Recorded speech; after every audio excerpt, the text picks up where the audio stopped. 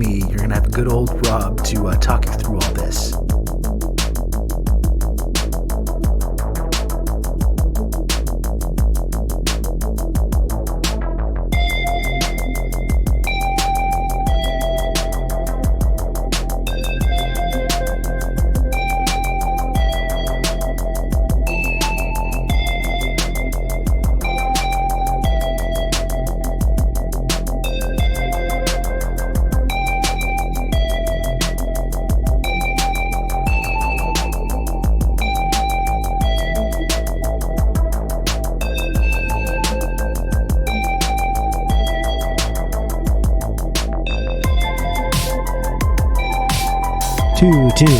Two. Hello, I'm back. What's up, Vlad the Victor? Thanks for the 18 months of Prime. Thank you, Vlad the Victor. Oh shit, you know what? I think I erased one of the subs. Let me just go ahead and fix this. One moment.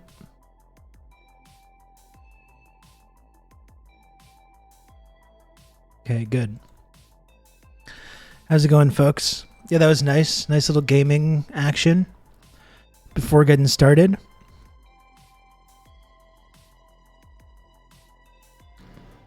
Got a little victory royale. That was nice. Did 4 hours almost last night. No video games played. Brian, you're becoming a full-fledged roll up the sleeves, grab the lunch pail, head on down to the content mines, working man. One of us. I love to walk into a room and hear Stalin being upheld. Well, even when it's to my own detriment. This is just something that I do, apparently. I think it's important. Even if I personally lose out on opportunities, financial opportunities, career opportunities. I still do it in spite of that, which is how you know that I'm serious about this shit. You can count on me and have good old Rob to talk you through all this. Thank you, Brian, for the gifted sub. Thank you. I appreciate that. That's how you know this shit is real. So how's it going, everybody? Beautiful day. Beautiful day here in Montreal. You can count on me. You're going to have good old Rob to talk you through all this. Praxid, thank you for the 14 months tier 1. I almost took a sip of my soda right alongside the alert there. Hello, Ribbert. Hello, Doc. What is up? How's it going?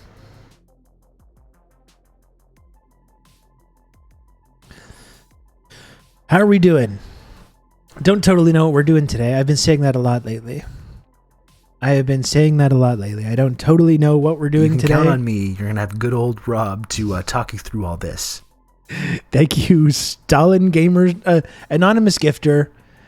Thank you for gifting a sub to Stalin Gamer 69. That's a great Twitch username. That's a fantastic username. Welcome to new community member Stalin Gamer 69.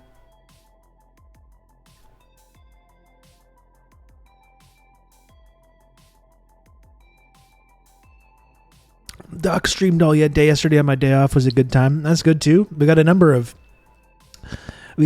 salt of the earth, roll up the sleeves, grab the hard hat and lunch pail content miners in this community. This is good to know. It's good to know. It's not just me that has that particular brand of narcissism and insanity and obsessiveness. We all got the same mental stuff going on, or similar. I don't know. I don't want to speak for everyone.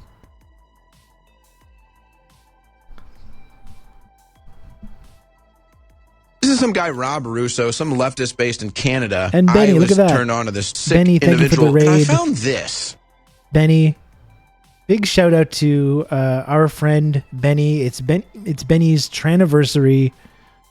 What a wonderful day, and ends it with the raid. I appreciate that. Thank you again, Benny. Thanks for the gaming session there. Hello, Raiders. Welcome. Bring it in here. Let's go. Me and Grom just totally like ranted about Stalin until Benny was uncomfortable enough to just end her stream. And then I reaped the rewards once again. I'm in the right place at the right time yet again. That's how I operate on here. That's how I operate. I sneak my way into the gaming session. I destroy it with this tanky talk. And then who's there to pick up the pieces? This guy. Win-win for Robert. That's right. That is absolutely right.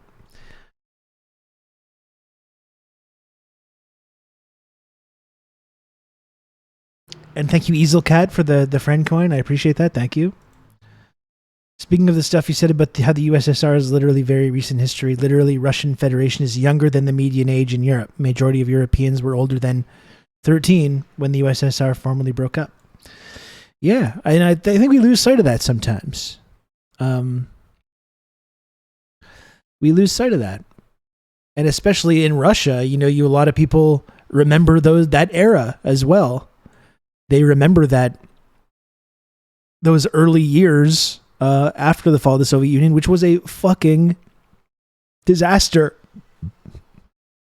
It was a massive disaster for human rights.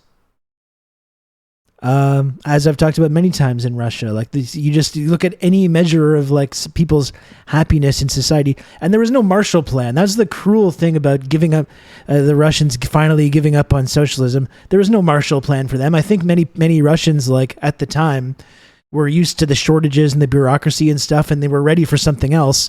But they thought if they gave up on socialism, they were going to get bailed out by America, and their lives are going to get better. That was supposed to happen.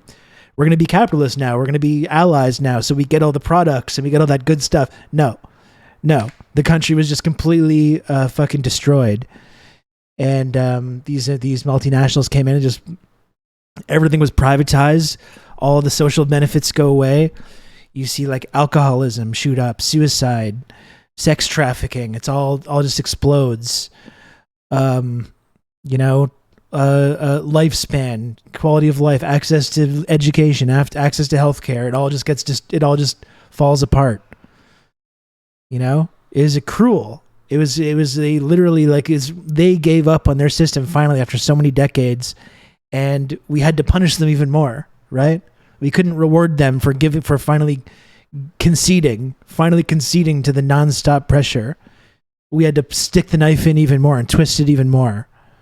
That's how cruel imperialism is. Like even when you defeat your enemies, rather than like extending a hand in friendship, we twisted the knife even more and fucked people even more. And people remember that. No wonder there's people in Russia that are just like, no, when you see the leader of the country being like, number one, we're going to restore Russia's place as like a feared and respected world leader. We're going to be a thorn in the side to NATO and America and all these bastard countries that screwed us over so badly. Is it surprising to people that there's a large number of people that like, that sounds great to me? Like, no, it shouldn't be surprising. That's actually a pretty normal reaction, I think, after enduring those years of humiliation. And then someone comes along and says, I'm going to get back at the people that inflicted this on us. And we look around in shock and surprise when there's people that are like, that sounds good. Yeah, let's do that. Let's get back at those people. It shouldn't be surprising to anybody.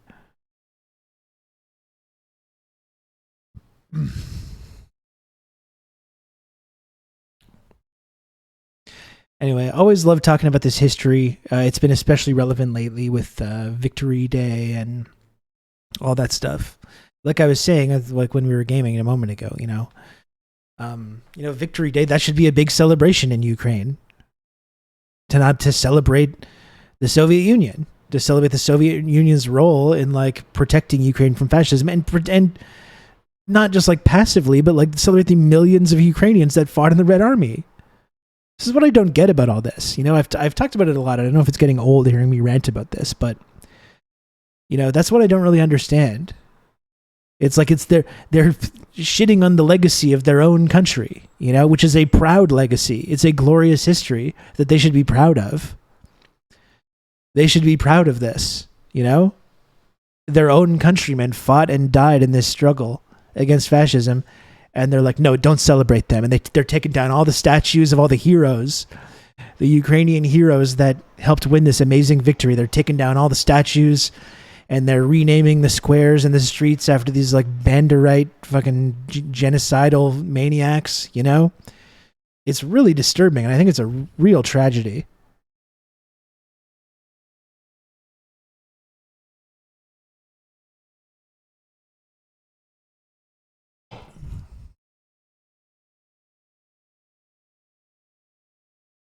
And, you know, as we saw some of this come up in the Discord server, I don't want to name names or start beef with anybody, but it's disappointing seeing, like, friends of the show who I think have had good leftist or socialist or anti-imperialist analysis about things being radicalized into the, like, pro-Russian side. And it's just like, Russia won the World War II, which is not accurate. Obviously, Russians contributed a whole lot. But then, like, totally overlooking the legacy of how Ukraine contributed to that and how all these other Soviet republics contributed to it.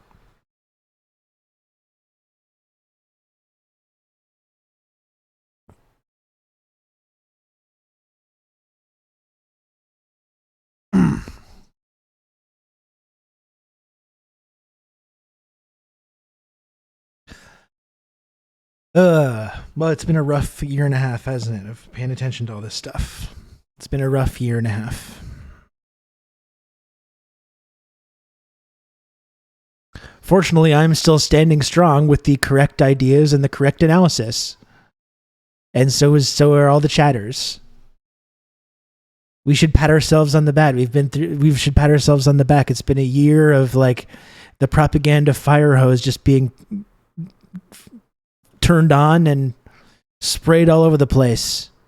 There's a lot of different people slurping from the propaganda fire hose over the last year and a half. Not me, not us.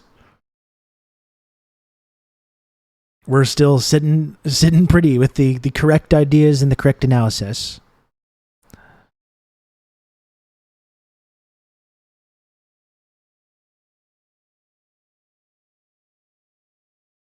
Consensual backpats for all. Yeah, we don't need to get creepy with it. I simply refuse to be propagandized. That's it. It's like when you come to this stream or to Benny's stream or Brian's or Grom's or Doc's stream, you become immune to propaganda. That's the beauty of it. You become immune.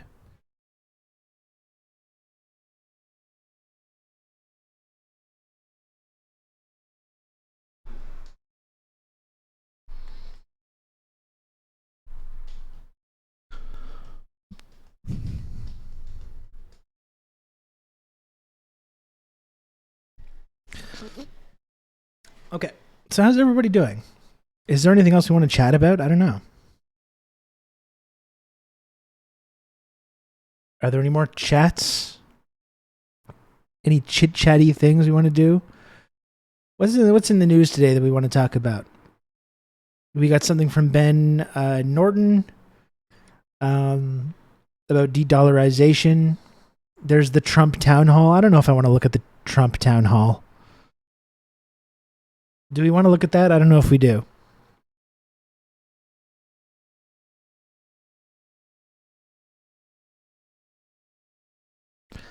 I'm doing my final assignment of my undergrad on the Iran nuclear deal while I listen. Oh, that's interesting. That's interesting. I mean, I was really radicalized by the Obama foreign policy, you know, of like the increase in like the drone assassinations and, you know, with all the war crimes that were part of the Obama war on terror, which was like the like woke liberal version of the war on terror rather than the like reactionary version, the reactionary version. Obama was like the smart, sensible war on terror where we don't invade these countries, but really we instigate proxy wars like we did in Libya and Syria and also Ukraine, and all these wireless, warrantless drone assassinations and blowing up hospitals and weddings and funerals and stuff like that. But, the Iran nuclear deal was, I think, like Obama's signature foreign policy achievement, which was actually a really positive thing. It was a really positive development. And that was one of the, I think, the big, all the stuff about Trump being like anti-imperialist or whatever, having a good foreign policy vision, I think is wiped out by the fact that when he came in, he just immediately threw that Iran nuclear deal in the garbage after they were complying to it, which just goes to show as well to Iran or to any other country that it's just like, why would you make a deal with the United States of America at this point? Like, what possibly do you have to gain? You don't make a deal with the United States of America because some asshole is just going to come along right after and just throw your deal in the garbage. Just be like, no, it's not a good deal. One of the worst deals we've ever seen. And he just throws it in the garbage despite the fact that they were complying to it. So they threw it in the garbage and ramp up tensions with Iran again.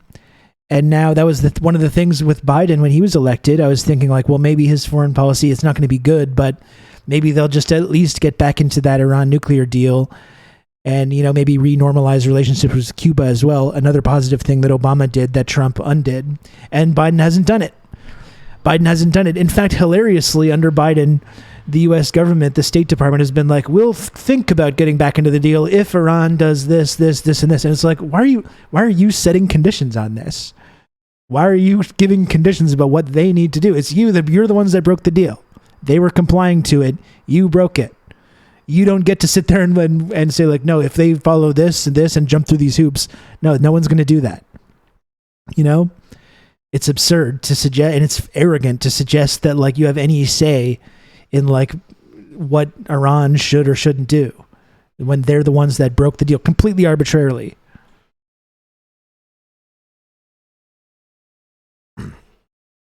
No, there's no point in the U.S. betraying it. It was a good deal. Iran was abiding by it, and they just broke it for purely like arrogant political reasons. Like there was no actual like reasoning behind it. So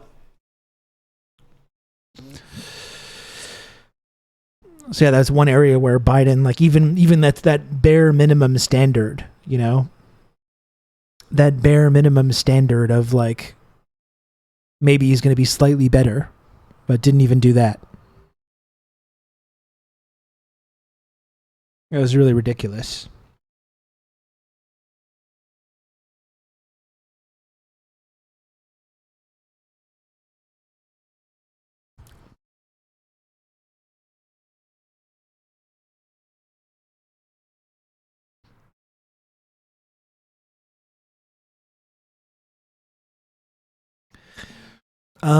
The Libya thing is I think it's so important to like pay attention to that previous decade of foreign policy leading up to the Russian invasion of Ukraine, which makes the narrative so much more complicated than it's been made out to be.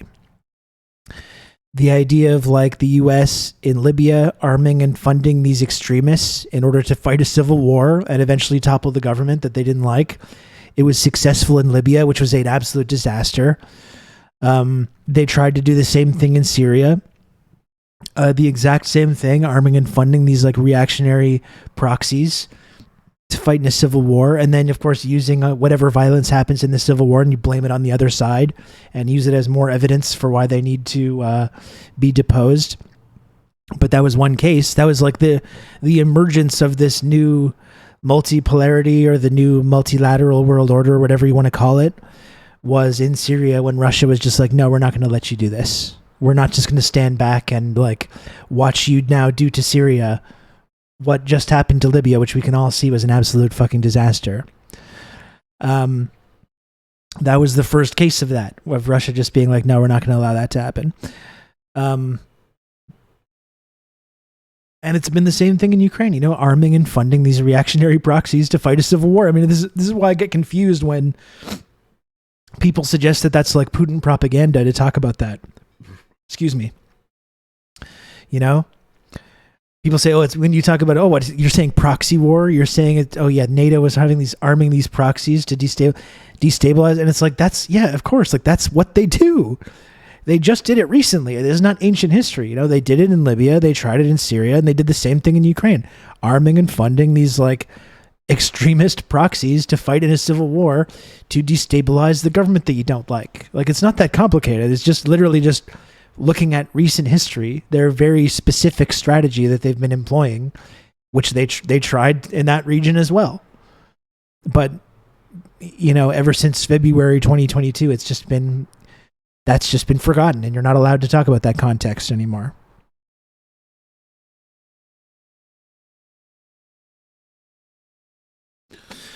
Is there even one place where Biden decreased tensions? I don't count Afghanistan because that decision was made before him. No, there isn't. And yeah, I agree. And you know what? Credit to Biden for following through on the Afghanistan withdrawal. He took a lot of criticism for that. Like you said, the decision was made before him, but he did go through with it. Although they're still holding billions of dollars that should belong to Afghanistan, that could be going to feeding people. And they're still sanctioning and like intentionally starving the country. So you don't get a lot of credit for that. And as you see, it's not Biden or the United States that's decreasing tension anywhere. It's China that's doing that. China is the one that's trying to decrease tension in Yemen. And other countries are contributing to that as well, such as Oman. But China's playing a big role in this as this like emerging global leader in Yemen, in Syria. They're trying to do the same thing. And now Syria relations being renormalized among a lot of these countries, is rejoining the Arab League and stuff. And they're trying to do the same thing in Ukraine. Like, China's the one that's out there trying to decrease tensions.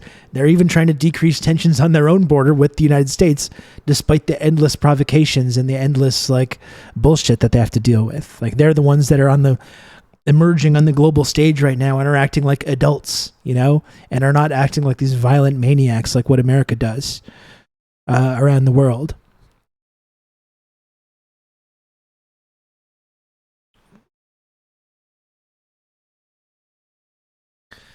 I read atrocity fabrication about that and similar things we did in many countries. Yeah, and I guess that's been the frustrating thing, is it's just like people, even smart people, have just refused to make these connections when it comes to Ukraine, and just like not following this basic recent history of this exact strategy being employed in so many different cases.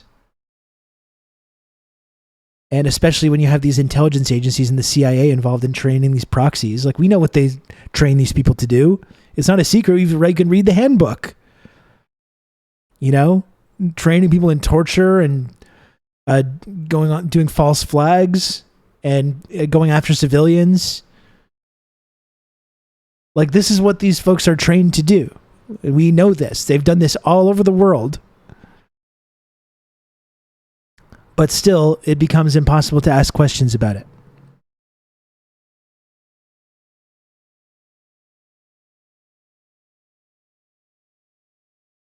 Which is, I think, very fucked up. And all their junior partners follow along, just like us, the pathetic hokey wieners of the world. We are pathetic hokey wieners, aren't we? Not following it makes you an Alex Jones conspiracy theorist. Exactly. That's how fucking bizarre this whole thing is. It's brutal.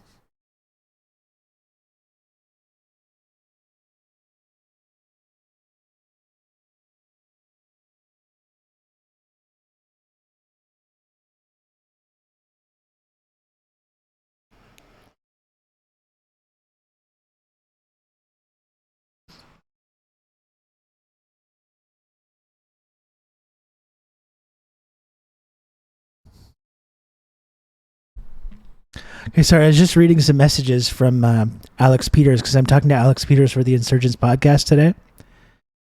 And I totally thought it was at 7, and I'm realizing that it's in this afternoon, which actually is good that he texted me, because then I would have fucking missed it.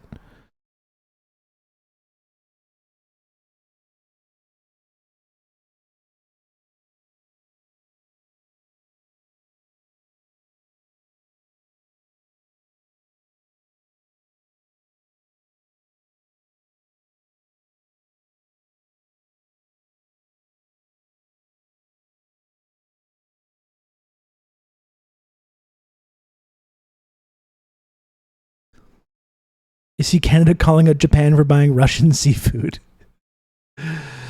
Oh, man. Maybe we should focus on something important, you know? Maybe we should focus on something other than that. Other than scolding Japan for buying Russian seafood. Maybe we should work on, like, making it so people in this country could afford a home. How about that? Rather than wagging our finger at Japan for buying fucking fish, the unauthorized fish.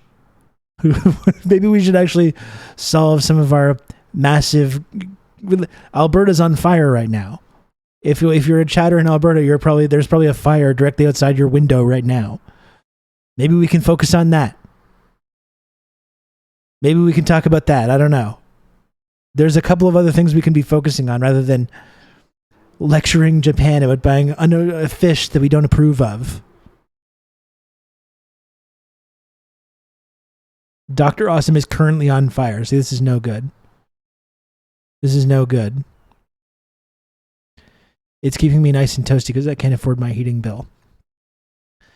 It's a very warm one today. I'm just wondering when Quebec is going to be hit with the wildfire season eventually. I'm sure it's going to come for Quebec eventually.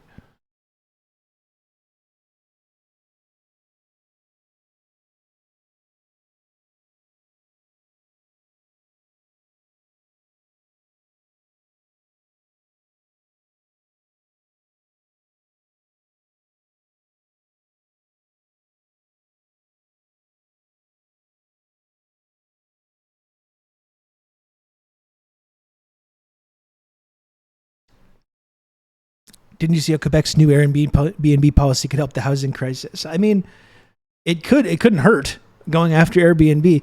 Like, have you ever, like, Old Dutch, have you ever seen some of these maps of like real estate in a lot of major cities in Canada, and the way it's just been completely gobbled up by Airbnb and short-term rentals? Like, it really has had a disastrous effect on people that actually live in these places to be able to have access to housing. Like, it's ludicrous. Inland BC is supposed to hit 37 this week. I know, wonderful. So yeah, actually the Quebec law about Airbnb is actually probably will help things, but probably is not enough, obviously. There's a lot more we need to be doing for housing. Clawing back some of that power from these unaccountable tech companies will be part of it. But we obviously need to go way, way further. If you can't find housing, you can always try one of the convenient assisted suicide booths coming soon. Yeah.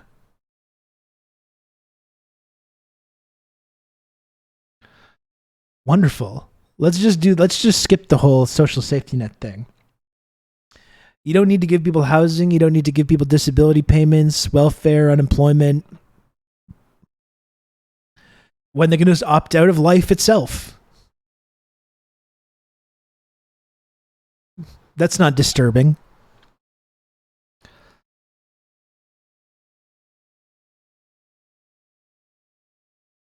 Incredibly fucking disturbing.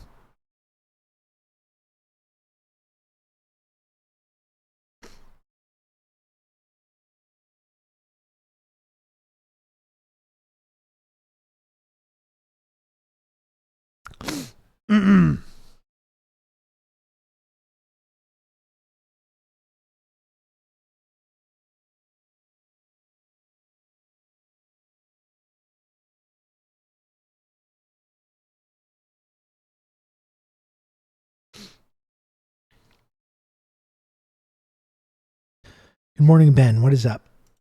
What is up? I'm just looking at some stuff we can maybe watch today. Thinking about what we can talk about.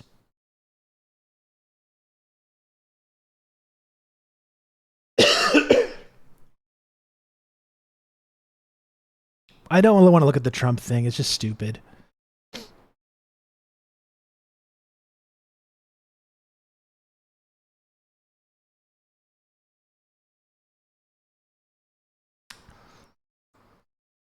I am going to talk to Alex Peters later, but I could bring him on the stream to do it, but also I haven't really prepared to talk to him at all. I got no questions. I don't even really know what we're talking about. I don't even really know what we're talking about, so I might have to like just make this one a shorter one and cut out at 2:30, and then like actually try and like figure out what we're gonna do in that.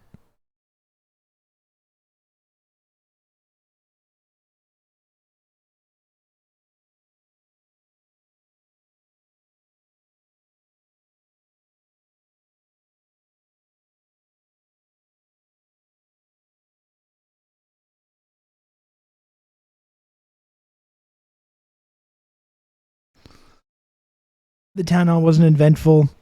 When I see the highlights, I mean, I see people complaining, about CNN, which I understand, but it's just like, what did they expect to happen? Like, it's amazing to see CNN just like truly trying to like reinvent itself as maybe a slightly more centrist Fox News. Like that's pretty much where it's the direction it's going.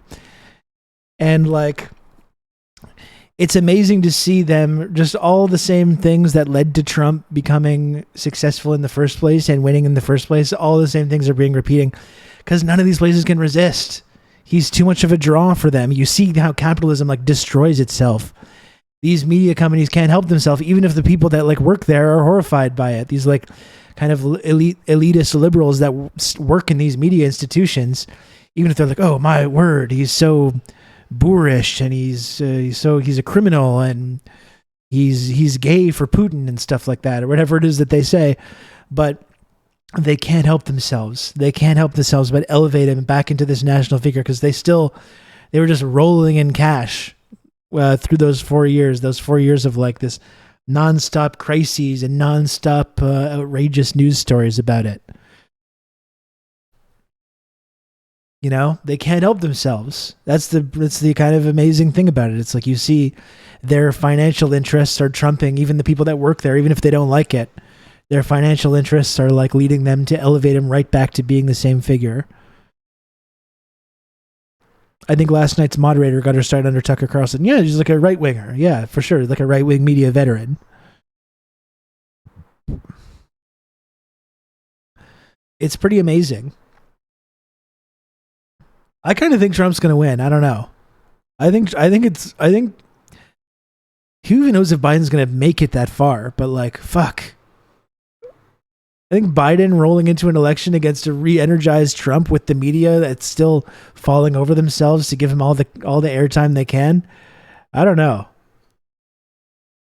I don't want to make any predictions about it, but I don't think anyone that would be confident that Biden's just going to easily handle that, I think is delusional.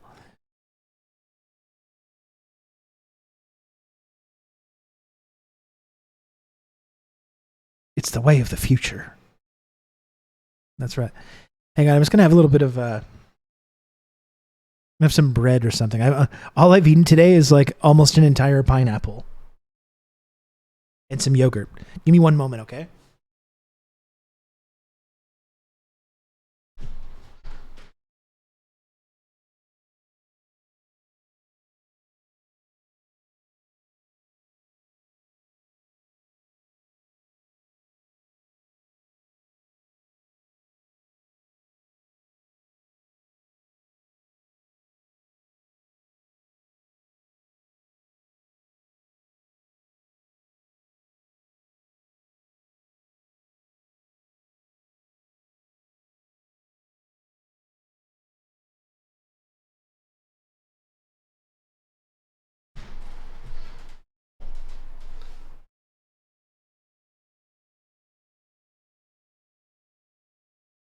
I'm making myself a cheese and salami plate as we speak. Very nice. Very nice cinnamon challenge.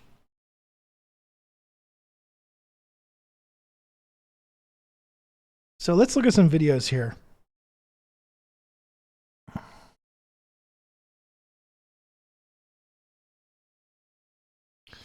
There's a whole video on Breakthrough News about South Korea enslaving women for U.S. troops. That seems like it would be really interesting. It would have been a good time to...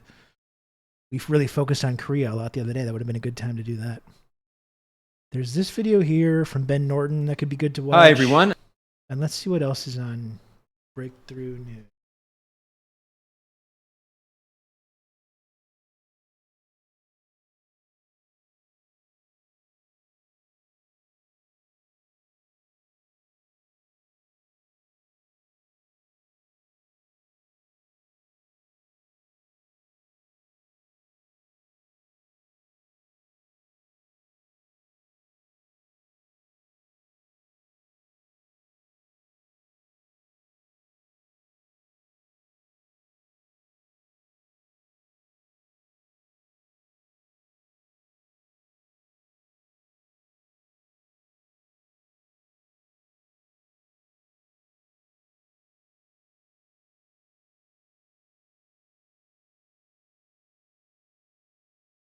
Okay.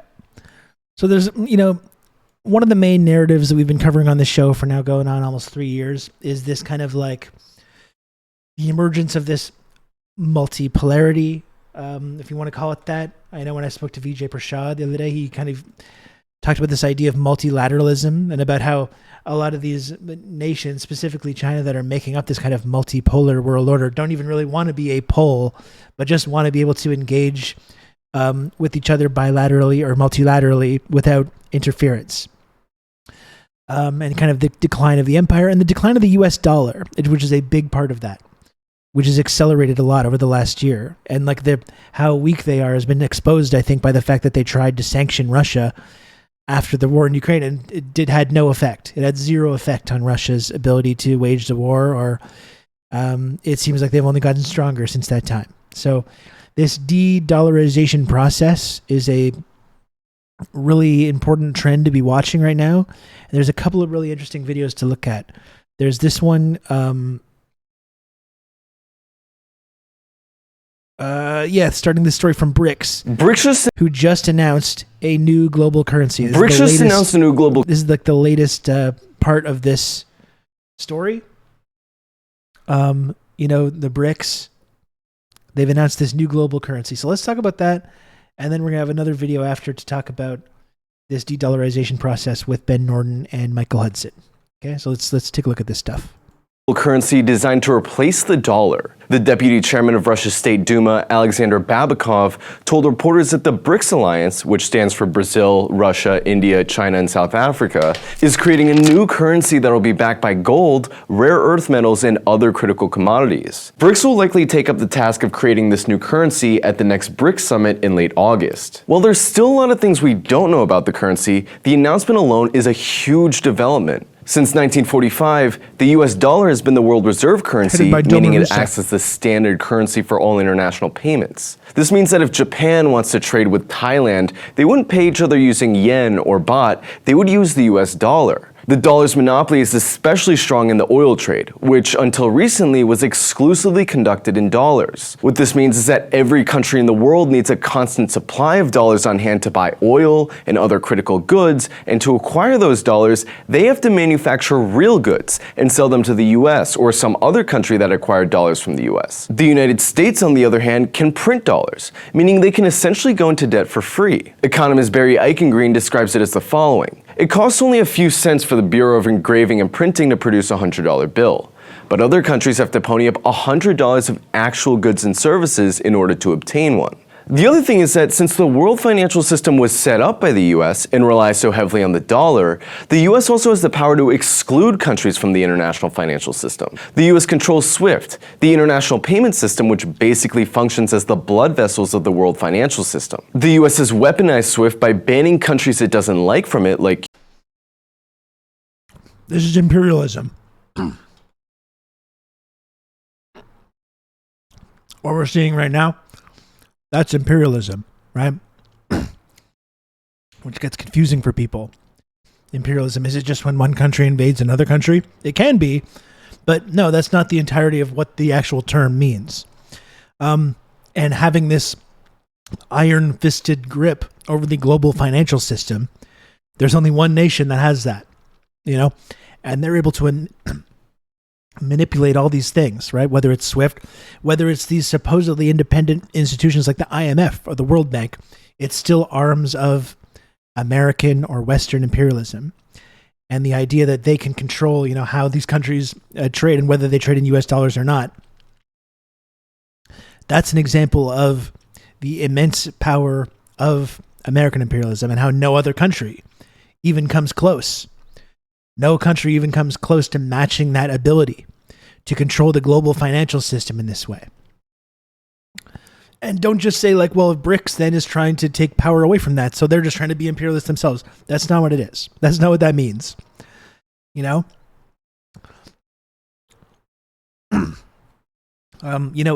not just the financial system. It's not just the military bases around the world, right? And it's not just America invading other countries. It's having those 800 military bases around the world. So you've got encircled the world in military bases, control over the global financial system, huge amounts of control over the global flows of information as well. That's imperialism. That's imperialism. It's not just when one country invades another country. Yeah, IMF is hella imperialism. It's loan terms and shit. And that's exactly why, Clavicinist, why the Belt and Road Initiative is important to talk about and learn about. And you understand what this propaganda campaign about China is. It's not about human rights. It's not about authoritarianism. It's not about democracy. It's not about autonomy of Taiwan or defending ethnic groups in Tibet or Xinjiang or anything like that. It's because they've become a threat to that hegemony. The Belt and Road Initiative challenges and is undermining and overturning the ability of Western powers to control other nations' development like this. And there's no longer just this one. It's not just like if you're a global South country and you need capital, you need investment, you don't just go to the IMF now. Now there's another alternative, which is to work with the Chinese and join the Belt and Road Initiative. That's exactly why China is a threat to the United States. It's not because of any of these like altruistic reasons that they talk about when these things come up. It's purely to protect their global financial dominance.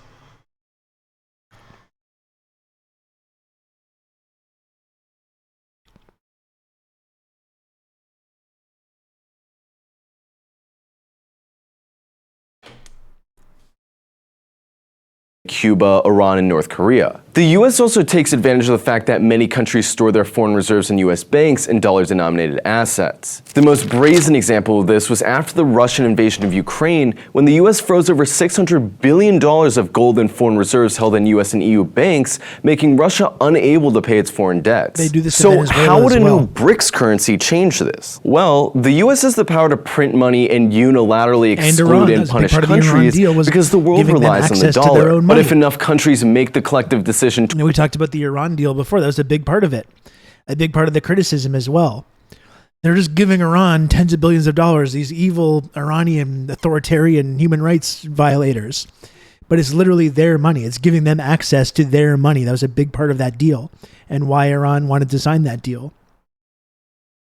To abandon the dollar and rally around new currencies that the US doesn't control, the US wouldn't have the power to manipulate the world financial system like it does now. Skeptics often say that no currency will replace the dollar because not enough countries will adopt it. But the 5 BRICS countries alone represent a whopping 40% of the world's population. If you add the countries that are applying for BRICS membership, it becomes a little under half. If all these countries started demanding BRICS currency in trade instead of the dollar, the rest of the world would likely have to lessen their foreign reserve holdings of US dollars and increase their holdings of the new BRICS currency. Other countries will also probably find the BRICS currency more appealing because it's not controlled by a single country, unlike the dollar. For centuries, the imperialist countries used their military and financial supremacy to siphon off resources and labor out of the rest of the world. Now those countries are banding together and starting their own currency, backed by that same wealth of resources, which will dramatically reduce the value and relevance of Western fiat currencies. While some are going to continue to insist that de-dollarization will never happen, many would argue that it's the current hegemonic position of the dollar that won't last,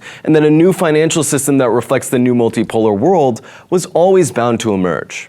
Thank you so much for watching, everyone. I hope you enjoyed this video. We've been talking a lot about de-dollarization lately, and the thing about de-dollarization is that it's coming, but it's not quite here yet. And that means that here at Breakthrough News, we still need dollars to function, to fund our day-to-day operations. We're asking you, if you've ever found a Breakthrough News video insightful, if you've ever learned anything from watching Breakthrough, if you've ever enjoyed one of our videos or shared it, please consider becoming a patron. You can go to our website at Breakthrough.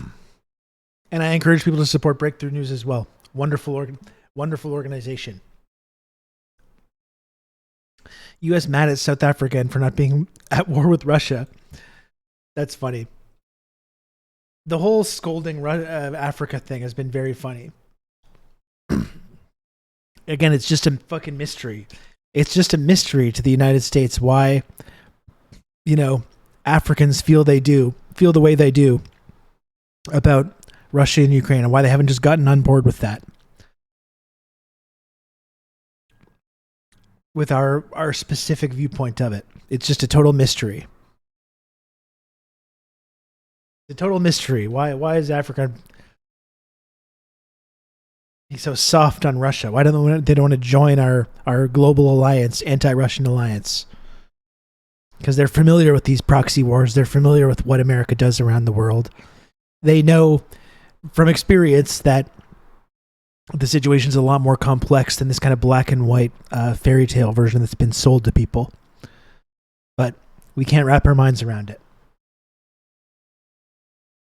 Hi, everyone. I'm Ben Norton, and this is Geopolitical Economy Report. I'm joined by the economist Michael Hudson, a friend of the show, a brilliant economist, the author of many books, and also the co-host of the program Geopolitical Economy Hour here with Radhika Desai. I will link to that show in the description below. Today, we're going to be talking about de-dollarization. Michael and Radhika did a series on the decline in the US dollar system and the move by countries around the world to seek alternatives to the dominance of the US dollar. And specifically, I wanted to bring on Michael today to respond to articles that were published in the New York Times by the economist Paul Krugman, arguing against de-dollarization, arguing in defense of the US dollar system. And we're going to look at two articles that Krugman wrote, one in April and the other in May. And Michael, I want to start with the article that Paul Krugman published in April called International Money Madness Strikes Again. So he has this very dismissive tone in this, saying that it's madness. And Paul Krugman, essentially in this article, passes for basically like a progressive where he says that if you think that the dominance of the US dollar is in decline, that you think that there's going to be hyperinflation in the United States. He refers to these people dismissively as Weimarists, a reference to the Weimar Republic in Germany when there was hyperinflation in the 1920s. So he essentially says that if you don't believe that the US dollar will stay dominant, you believe that it's going to become toilet paper. It's the straw man argument. And he compared also the dollar to the British pound. And he said, this isn't a quote from his article. He says, in sum, there's no reason to be terrified of the consequences if the dollar should lose its special international status. But that said, it's really hard to see that happening in the first place. So his argument is that it's not going to happen, but even if it did happen, it wouldn't be important because look what happened in Britain. The British pound was the international global reserve currency, and yet it no longer is. And Britain it's not going to happen, and if it does happen, it's going to be fine. So what do you make of Krugman's arguments? It's not a straw man argument. It's deliberate ignorance. You have to really have a tunnel vision and not understand the most basic economic history to make the misrepresentations that Krugman said. And if I hadn't met him and I didn't know how really stupid he is as a person, I would think he's deliberately lying. But Paul Krugman has written another silly column. Yeah, he's coming in hot. He's coming in hot here. I have met him, and he really is that stupid. Let me talk in my Super Imperialism and my book on foreign debt. Maybe I got to read that. Development. That seems interesting. The Weimar inflation. The UK is doing great. In history Don't worry, we're just going to end up just like the UK. No problem. An attempt to pay a debt in a foreign currency. Now just to take a big sip of Diet Coke and check in on the old UK. When Germany was saddled with reparations debts in the 1920s, it owed dollars and sterling and French francs. The problem is that the United States and other countries immediately erected tariff barriers so that Germany could not earn the money to pay the foreign debts. The debts were way beyond Germany's ability to pay because they were the European governments wanted to punish Germany. So Germany made an attempt to... We had orbs and transphobia.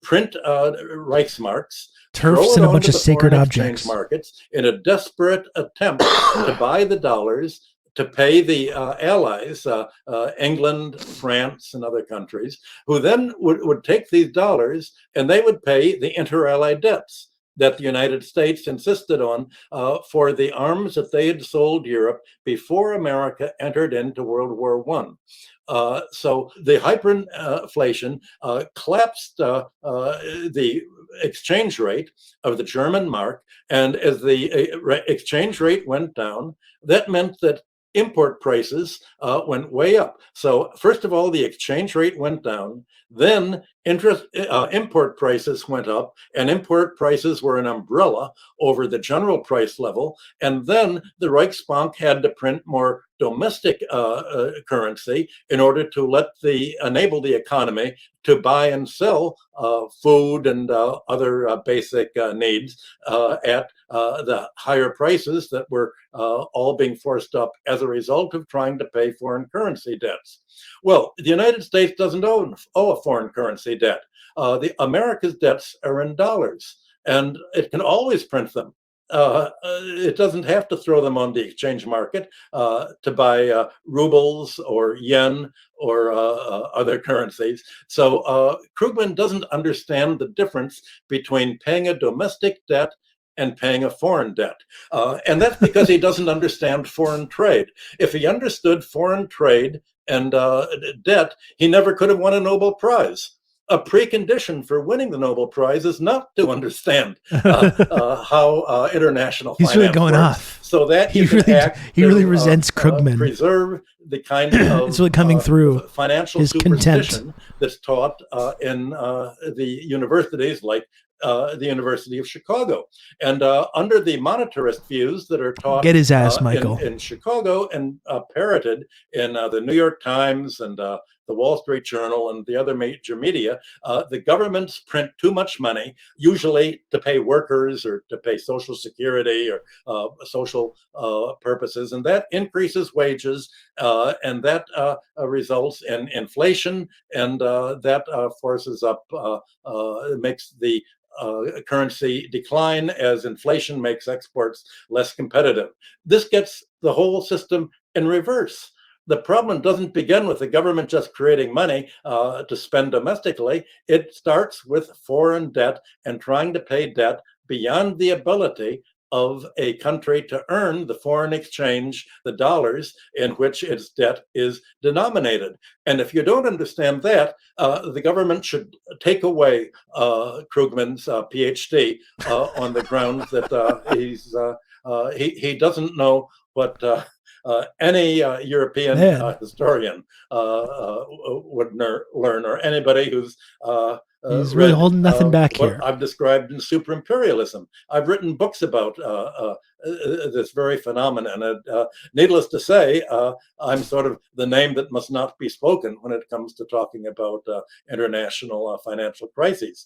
So Krugman's misrepresenting the Weimarist hyperinflation to begin with, because he doesn't want the government to spend money domestically. Oh, G.G. Allen Dulles, that sounds interesting. Security, on labor, Naomi on Prince. social spending. He wants it spent on as he said again and again, we need the money to spend in Ukraine. We need the money to fight Russia and China. He's become a neocon, which is why he's on the editorial page of the New York Times. Destroyed, eviscerated with facts and logic. As, the product of an ignoramus who's become a neocon and is a useful idiot to the convinced people. Her whole thing is like actually, excuse me. Her whole thing is like actually the 2008 bailouts didn't save the economy; they saved the financial class. Yeah, I mean, it just seems like that crisis was just papered over. Like the bailouts saved the financial class, and there was this massive $1.5 trillion spending bill that was like proposed originally. And like the Larry Summers of the world just completely slashed that in half arbitrarily. People never recovered from it. And so many people just lost their homes. Yeah, the wealthy, of course, recovered quite nicely. But it's been that was the beginning of the end for like whatever social safety net existed or the ability of the middle class to exist,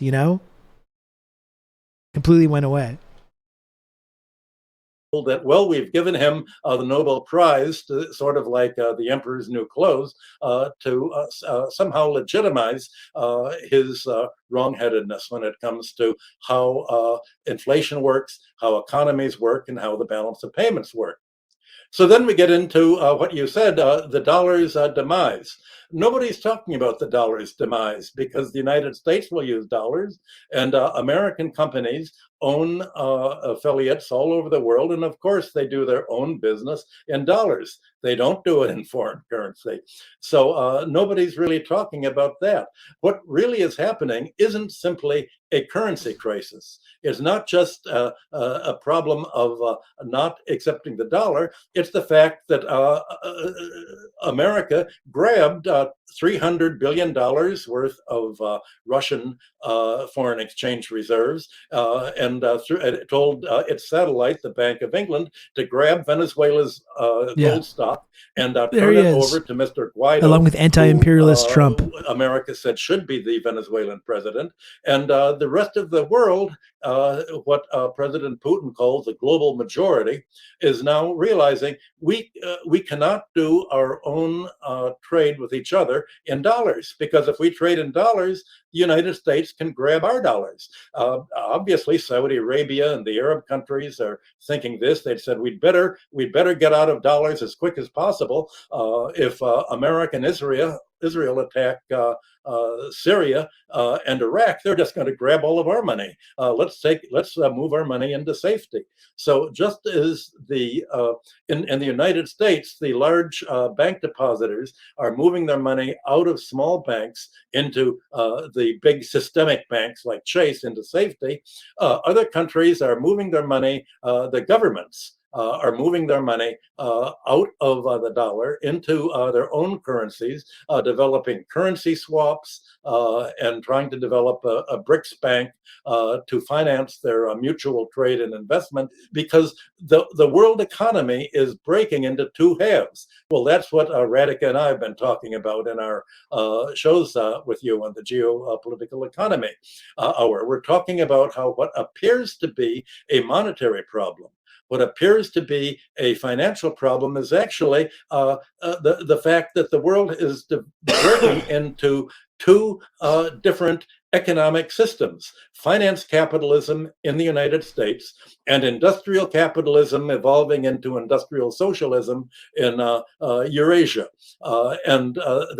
If you don't realize that the context of the balance of payments and trade and how central banks are holding their monetary reserves is this context of how are they going to develop their economies domestically? How are they going to develop China never would have detained this, Michael. Their economic surplus at home instead of turning it over to the United States like the NATO countries of Europe do? Then you're really somehow imposing a tunnel vision on yourself and not seeing the political context of the economic picture. Well said. And another point that Krugman made in this article in April in defense of US dollar hegemony is that Charles Kinderberger, the famous economic historian of MIT, and in fact, Krugman studied with Charles Kinderberger, had argued that there are three main advantages for the US dollar. And I should point out, by the way, that Kinderberger, folks, worked at the US Treasury, was the founder of the academic discipline known as hegemonic stability theory. So he basically is the kind of court economist or court historian defending US economic hegemony around the world. But he argued, Kindelberger, who taught Krugman, and Krugman is echoing him, they argue that the US dollar has three advantages. One, incumbency, simply the fact that so many people are already using it. Two, US financial markets are open, and Krugman contrasted that to China, which regulates its capital markets. And then finally, what Krugman referred to as the so-called rule of law. And this is such crude propaganda. Krugman wrote, I mean, it's just laughable, but Krugman wrote, quote, "Unless you're a dictator planning to commit major war crimes, you need not fear that the US government will impound your assets." So what do you make of Krugman's argument, citing Kindelberger, that those three main points, incumbency, open financial markets, and rule of law, are what undergird the hegemony of the US dollar? Well, I've met over the years a number of classmates of Krugman in Kindleberger's class, and one of them told me that he had a conversation with Krugman, and Krugman said the one thing we're told is don't discuss money. Don't discuss the character of money. And so he never did. Don't question things that will somehow rattle the status quo narrative. You can't have that when you work for the New York Times. It's true that there's inertia for using the dollar. That was America's great strength, that it's really hard to replace one financial system and economic system and political system with another. It takes a huge effort to sort of get over the hump of, okay, we're actually going to design a different system. Well, it was once the United States threatened to cut Russia and other Eurasian countries off from the SWIFT, the bank clearing settlement system, Russia and China put money into developing their own alternative systems. Now they've done it. They've also developed their own credit card system domestically. So they don't have to use the dollarized Visa system or MasterCard system. They're now developing another system. Krugman has adopted the language of President Biden, who says the world is dividing between democracy and autocracy. Oh, of course. So when Kindleberger or what a Krugman childish view of this whole process of like China, this whole process of like multilateralism or multipolarity or de-dollarization. Oh, it's all we're losing democracy points to all the autocratic, authoritarian. It's like, fuck, what a childish fairy tale that you have to believe in order to continue supporting this, right? Any country that challenges our global hegemony in any way, well, they're authoritarian, you know? They don't love democracy like we do. When it's literally as well, all these countries that have been under the boot of Western imperialism for decades now deciding to work together, which is actually very democratic, considering, like he's pointing out, the BRICS countries represent this huge percentage of the global population. That's actually very democratic. The fact that they're actually getting to like a seat at the table now, and they're getting out under the boot of Western hegemony. It's actually very democratic. But yeah, any country that's remotely challenging our hegemony, well, they're autocrats, they're authoritarian or whatever. We lose whenever we have more power. That's when the whole democracy level goes up in the world, and then when we lose power, the authoritarian number goes up. It's just it's like a childlike way of seeing the world. You know, and again, at the same time, too, is like, as I've talked about a lot, this whole thing about democracy versus authoritarianism. It's literally just a way to delegitimize any system that takes place outside of that specific Western liberal style democracy. Right? Any political system that doesn't have that Western liberal style democracy is just not a democracy. Even though, as people that live in Western liberal democracies, we know that it's not democratic at all. It's not democratic in any way. Canada, not a democracy in any way. Certainly America, not a democracy. The idea that, like, you know, just look at the fucking Senate in the United States and how 2 senators represent everyone that lives in California, like 46 million people or whatever. And like the 46 million people in middle America get like 20 senators or whatever the number is. It's just fucking absurd. Or, you know, Canada, we don't even have an elected Senate. We don't even vote for the Senate. What the percentage of the country that voted for Justin Trudeau's party that gave them a majority? Was it 21%? 19%? Barely anybody. It's like such an undemocratic system. 46, excuse me. Yeah, I was underselling that significantly. So yeah, we delegitimize anything that lands outside of that Western liberal democracy that we kind of fetishize. And then when you actually live in here, you realize how completely undemocratic it is. And then you look, for example, at the way that like China and their approval ratings of the actual government are like sky high. Whereas in like Canada or the United States, there are approval ratings of the people that are in charge of our nations is just like in the fucking toilet. But of course we have the beautiful democracy and they have the dangerous authoritarian autocracy. You know, again, it's just childish. It's a childish way of looking at the world. It's like a fairy tale version of the way the world works. and Russia are run by autocrats. An autocrat is what used to be called a democrat, somebody trying to develop their act on behalf of their own economy to raise living standards and to raise productivity and to raise basically the economic output. By democracy, he means what used to be called an autocrat. They trick the people into being approving of the government with the secret microwave guns. And exactly. Krugman They're is brainwashed. trying to convince people to use this Orwellian terminology where countries trying to protect their economy from American financial aggression of cutting off their banking system, cutting off their credit card system, seizing their foreign reserves, imposing sanctions against them, that somehow they're autocrats. I think the biggest negative aspect of this authoritarian dynamic in Western rhetoric is that it's like the boy who cried wolf thing. It makes it genuinely difficult to talk about actual examples of authoritarianism in a way that's not automatically interpreted ambiguously, because everyone in the West has this phenomenally skewed idea of what authoritarianism is. Well, that's right. And then when you try to explain to people as well the way that our society is authoritarian, and people just get so confused. People get so confused by this idea. What? How can you say that? I can vote for all these different parties. We have like 6 different parties that all agree on like 90% of their viewpoint when it comes to the economy or imperialism or anything like that. And we're completely governed at every stage of our lives by these totally unaccountable like oligarchs in industry or in media and all these things. But people say, look, we have a bunch of different newspapers. You can go out and say that the government is bad and nothing bad happens to you, so that they have this like skewed idea that constitutes some kind of freedom or democracy.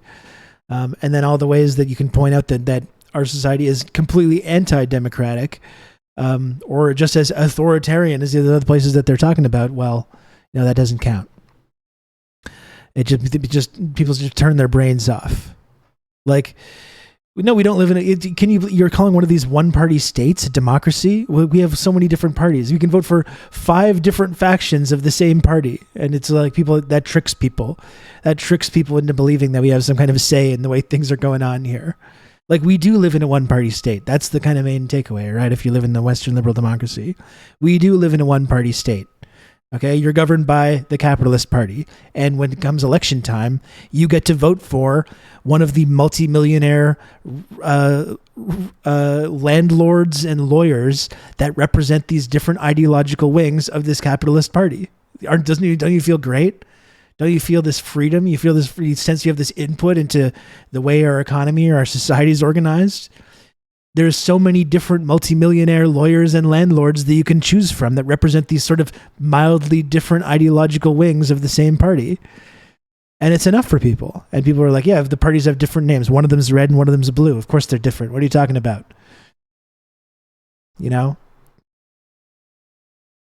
It's not good. It's not good. It's not a democracy, certainly. And yeah, it is a one-party state. It is authoritarianism.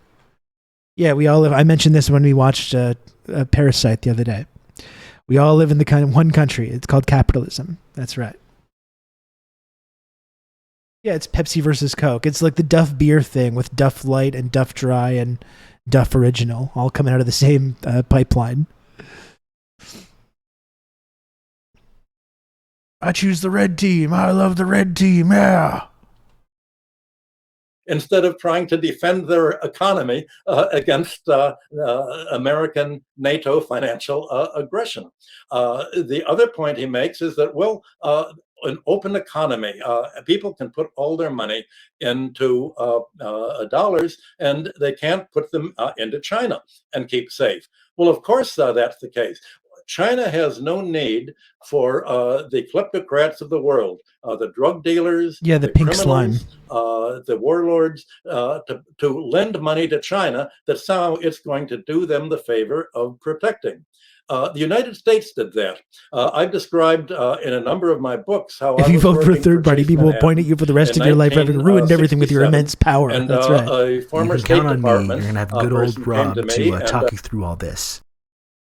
Diego, hello. Thank you so much, Diego, for the 29 months of Prime and for all the support you've shown me and the community. Thank you, Diego. I appreciate that. How are you doing, Diego? And man, I should remind everyone while we take a little brief time out here that if you can, please, it's been going on 90 minutes or so if you count the gaming stream. But please, if you can, folks, if you enjoy this stream and this content and this community, and you want to ensure that you continue to see this kind of content here on twitch.tv, well, what if I told you that the only way that this content can exist is through the generosity of the community members and the listeners and the viewers of TRRS. I got no big corporations. I don't have General Electric. I don't have Raytheon. I don't have Northrop Grumman. I don't have any big corporations paying the bills here. I don't have any state funding. I'm not funded by the Canadian state or the American state or the Russia or China or whatever, even though I'd be willing to talk in some of those last cases, just to have a basic conversation. I don't have any of that funding. All I have is you, the viewers, the community members.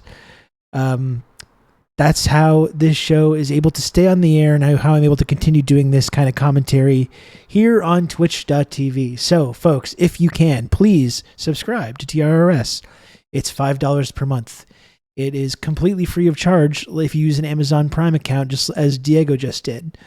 To sign up. You can also gift subscriptions. If you gift 5 or more subscriptions, you rocket right up to the elite tier of the Friendship Triangle system. That's Twitch's only 2-dimensional triangle-shaped friendship access and trickle-down clout tiered reward system. It's the only one that exists on this entire platform. Gifting 5 subs rockets you right up to the elite tier of that. So yeah, if you can, folks, please help me make the number go up, help support the work that I do and the content that I do here on twitch.tv, and subscribe to TRRS. You can count on me. You're going to have good old Rob to talk you through all this.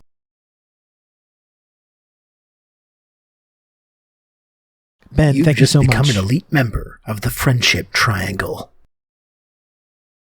Ben, thank you so much for the gifted sub.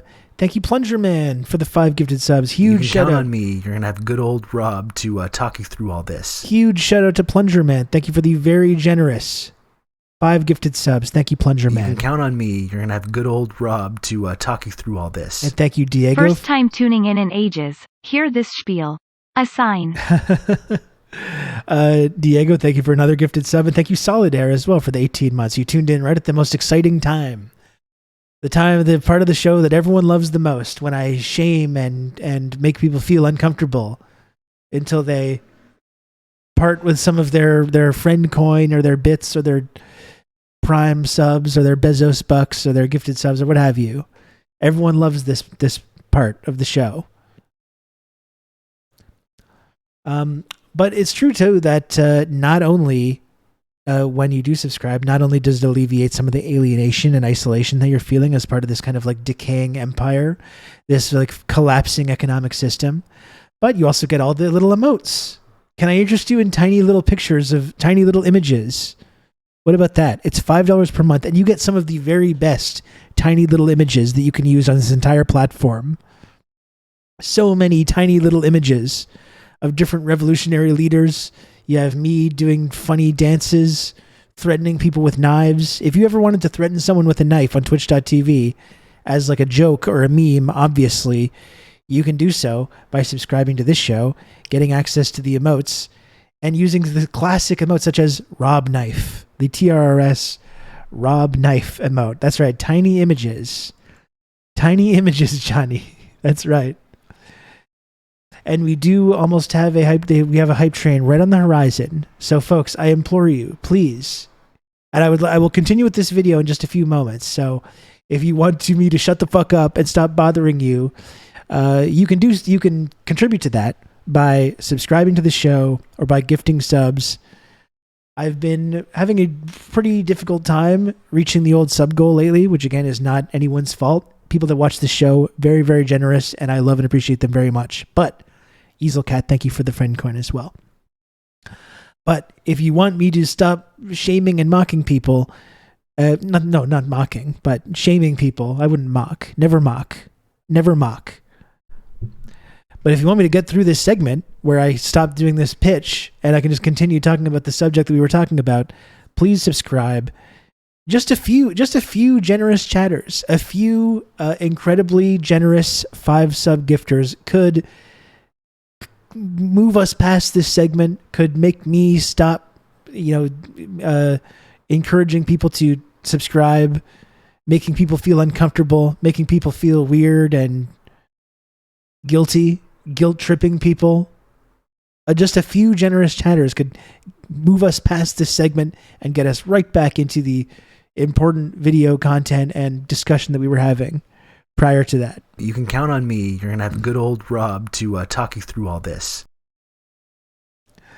Bleep Lord, thank you for gifting a sub to our friend Radio Free Amanda, friend of the stream. Thank you, Bleep Lord. I appreciate that. So now we do have a hype train, folks. So we do have a hype train going here at level 3. So please, if you can, subscribe or gift subs at right now, which not only helps the content that I do here on Twitch, but also gives you access to some even better emotes, or not better, but some more exciting hype train emotes from Twitch. So not only do you get the emotes for this channel, but you get the amazing Twitch hype train emotes as well. And for the very most generous, highly elite members of the community, for 10 gifted subs and above, it does trigger a highly elite and exclusive alert, which is very enjoyable. That makes me and everyone else very happy to see. So I'm just throwing that out there as well.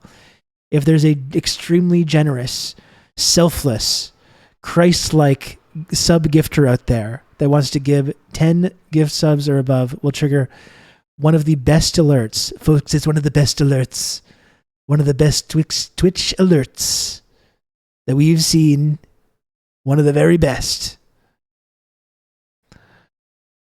Mrs. Dialectically wasn't sure if you had a guest that was waiting for your pitch to be over. It was a paused video. That would be great if someone was just sitting there waiting for me to do this, just like silently staring at the camera. Yeah, I'll let you talk in again, just so you hang out for just 15 minutes. Just don't say anything. Don't say anything at all while I do this. They're like, do I get a bit of a kickback from some of these subs that you're gifting while I'm interviewing? And it's like, no, you don't. No, you don't, unfortunately.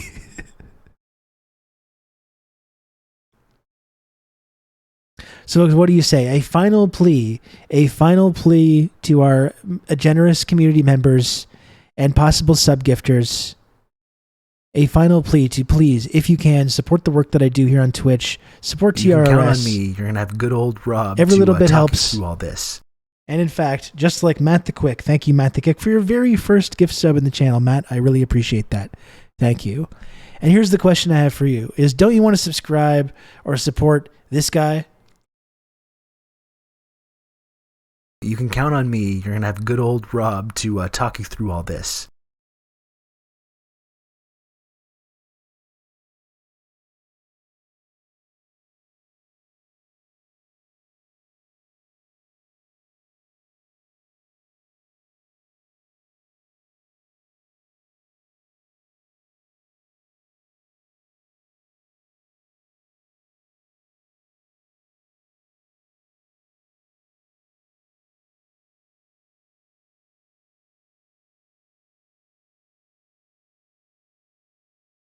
You can count on me. You're going to have good old Rob to talk you through all this.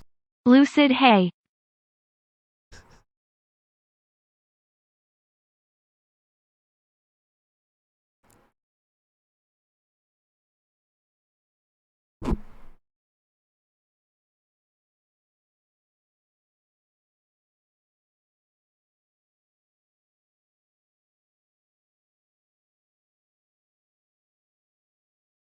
You can count on me. You're going to have good old Rob to talk you through all this.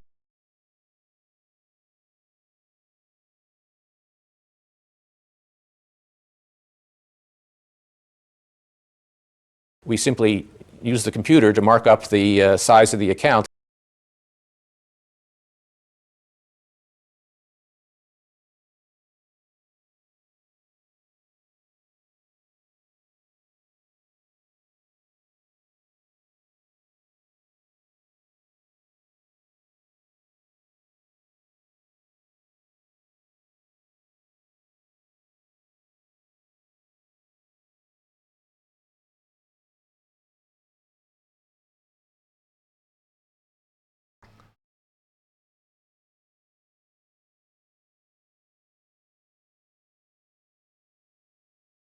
You can count on me. You're going to have good old Rob to talk you through all this.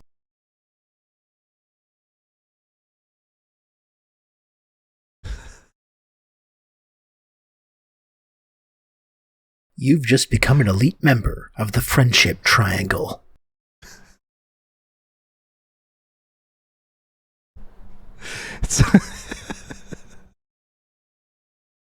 Oh, sorry for the audio only.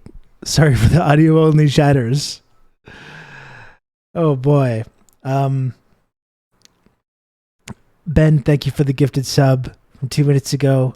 Thank you, Just Belmont 2 for the 11 months tier 1. Thank you, Just Belmont. Dr. Maggot gifted a sub. Thank you, Dr. Maggot. Ben, thank you for the 100 friend coin. You should be on a game show. Thank you. Thank you, Diego, for another gifted sub. I appreciate that, Diego. And thank you so much to Slightly Tethered for the 5 gifted subs as well. Thank you, Slightly Tethered.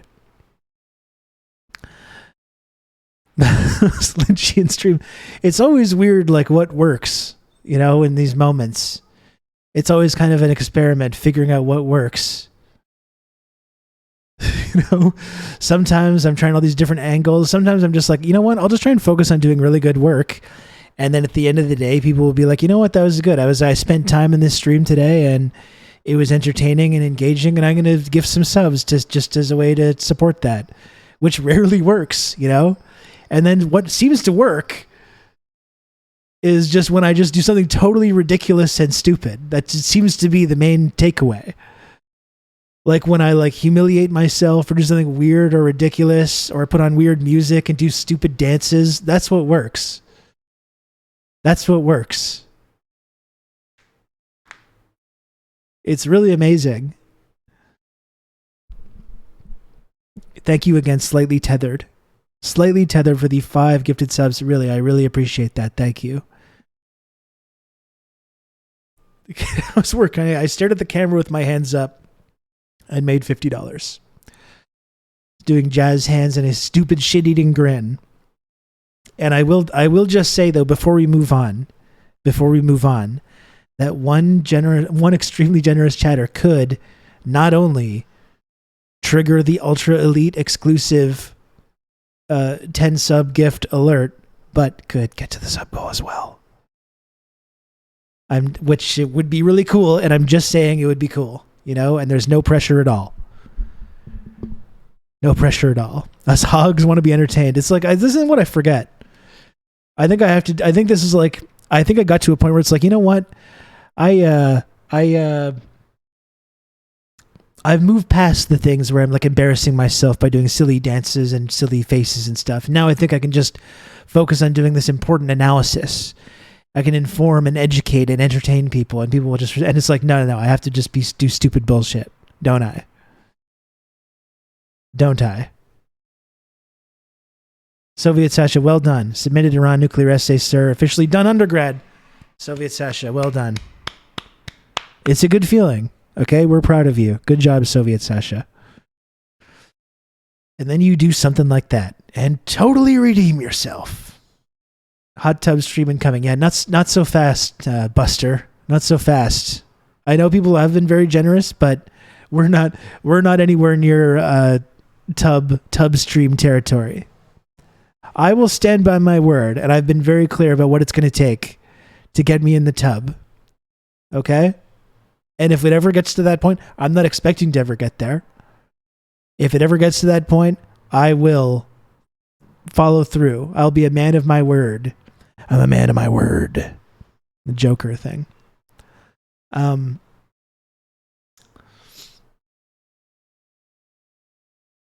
It's the way of the future.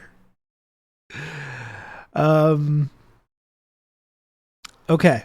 So, thanks again everyone for bearing with me there while I get through that pitch segment. Always my least favorite part of the day, but you know, it's a Twitch streamer, you got to do it. So thank you again everyone for bearing with me. Let's get back to this video now. Okay, we'll get back to the video and watch the rest of this, and we'll actually try to have some insightful and interesting discussion. And I won't just do like mugging faces like I was doing before. Okay, here we go. gave me a document explaining that the United States wanted to become the new offshore banking center, the new flight capital center, saying that, well, what if America could become the Switzerland? How much can they asked me to calculate how much the United States could get if it provided safety to the world drug dealers, to the world's criminals, to the world tax avoiders, to the world dictators, and said if we can have the United States set up banks offshore in the Caribbean and other countries, then we can have Chase Manhattan and other banks set up offices in these countries to take the deposits, and then they will take these deposits and they will send them to the head office, and that is how we're going to finance the Vietnam War and foreign military spending. That's exactly what the United States did. The United States, by having an open economy, how about a magic trick? We will protect all of the savings of the criminals of the world, the kleptocrats, the client dictators that we support, the money that President Zelensky of Ukraine keeps. And the egg was so true. good. America is the protector of dictators, not China. And that indeed makes the dollar more attractive to dictators, because the United States has criminalized the financial system. It's criminalized the balance of payments as a means of financing its military spending abroad. And I quote the documents in the various books that I've written. They were handed to me in an elevator, the documents, and I gather they're not really secret, so I was able to discuss them. And there was a book by Tom Naylor of Canada called Hot Money, where he describes exactly how it was the United States that sent up the offshore banking centers, making America to be the safe haven for criminals throughout the world. And Paul Krugman says, this is what's saving the dollar.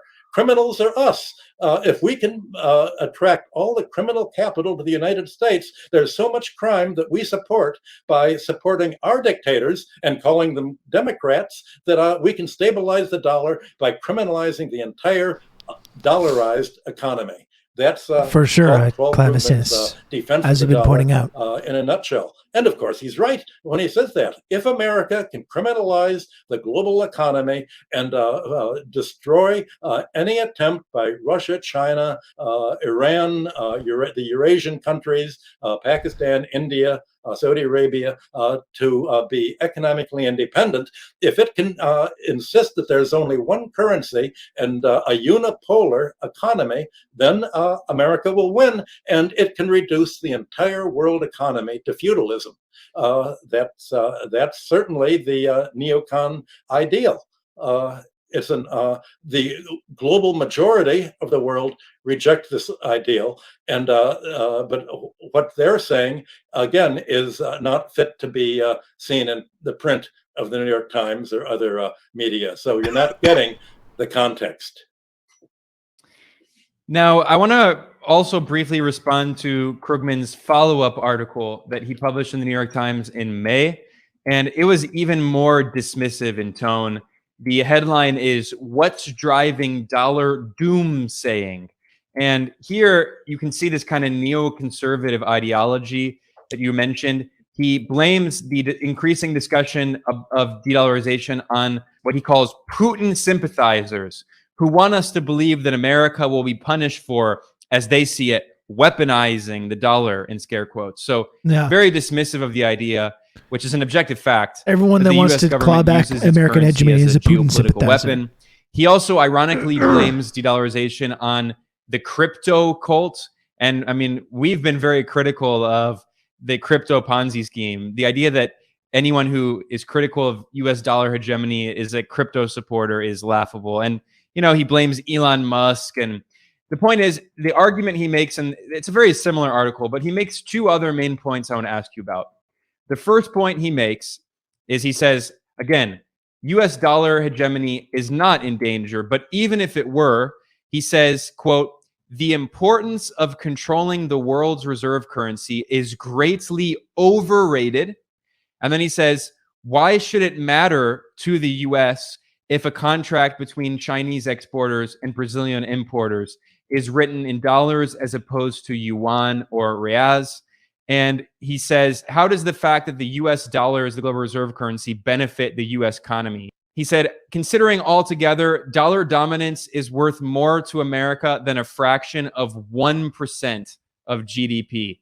What is your response to that argument? Well, basically, he's criticizing the Biden administration and the entire American government's policy to saying, why are you fighting so hard to preserve the dollar centrality if it's only 0.1%? Why did you bomb Libya and steal all of its gold when President Gaddafi said he wanted to have a gold-based currency for the African countries? Why did you go to war with them if it's only 0.1%? Why is NATO going to war with Russia over Ukraine and threatening China for using their own currency if it's only 0.1%? Why is America spending 4% of its GDP on militarily fighting countries that are seeking to become independent of U.S. Financial domination if it's only 0.1%? What is Krugman missing here? Well, it used to be when when the status quo beneficiaries met critics, they'd call them commies. Well, you don't call them commies anymore because there isn't any communism, really. You call them Putin sympathizers. But the fact is, the CIA itself calls themselves realists. Are you going to be a realist? And if you say realist is a Putin sympathizer, then reality is what Putin is saying. Then for reality, read Putin's speeches, and especially read the speeches of Foreign Secretary Sergei Lavrov. That spells out exactly what the logic is. They're not shy about talking about this. This is what the realist school is. There's this whole like cottage industry of people like, what is Putin's real motives here? What is the 4GD chess move that's going on here? And what is it? He says he wants this, but what does he really want? It's like, they're very clear. Like, you don't have to like Russia. You don't have to like Putin, certainly. You don't have to like anything about Russia.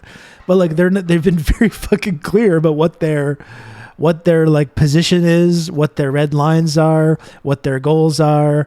You know, it's like, they're not shy about telling this, but it's like, people don't want to pay attention to it. People don't want to pay attention. Yeah, they know the heart of Putin. That's right. For sure. It's like, you really just have to like pay attention to what they're saying, which is why I thought the whole thing of like banning RT is so ridiculous, you know? Like, even if you don't like Russia, even if you don't like RT, or you recognize that RT is partially controlled by the Russian state, it's really valuable to at least have RT as a resource, so you know what the Russians' positions are on things. You can know like what their point, like what they want to do. They make that very clear. Like, people should be paying attention to what these people are saying. You know? And well, that's the thing about RT as well. It's like, you can point to RT being bad as well, but it was also one of the top news sources in Latin America as well, that actually does a lot of better coverage of certain events than a lot of corporate media based in the West does. But even just like the pure Russian propaganda version, even if you don't like that, or you don't like the message, you can at least understand what the Russians are saying, right? You should pay attention to it. If you care at all about what Russia's doing, just look at what they're saying on their media, right? It's not that complicated, but people are just like, no, it's Russian, get it out of here. It's propagandizing people. It's pulling people into the nefarious web of Russian propaganda. You know, it's like, it's actually important and a good thing to do, to pay attention to what these people are saying. They're not shy about it. They're not shy about articulating what their position is on Ukraine or de-dollarization or China or any of these issues. They're very open and honest about it, at least. So you can at least pay attention, even if you don't like it. You don't have to like it. You don't have to like it. Yeah, of course Fox is a significantly greater threat than RT. You know? Every American that I know has a fucking horror story about Fox News, about how they're like once wonderful, loving, caring grandparents got turned into these like paranoid, violent reactionaries. through like talk radio and Rush Limbaugh and Fox News and this stuff. Like it's just poisoned the minds of an entire generation of people. Of course, it's significantly more dangerous and way wider reach and way more resources than RT ever did. And I will say this about RT as well, which is that RT would at least platform left-wing people, which does not, like CNN is not going to bring on Abby Martin, for example, to comment on geopolitical events or like imperialism or Russia, Ukraine or whatever. They're not going to bring on Abby Martin. They're not going to bring on anyone that actually has like anti-imperialist or socialist values. But RT, just in that, like in the name of having, that's part of their like editorial line, is they'll give people shows like that. They'll give a show to Abby Martin. They'll give a show to like Lee Camp, who's doing these criticisms of the security state or the America's imperialist agenda. You know, that stuff was really valuable.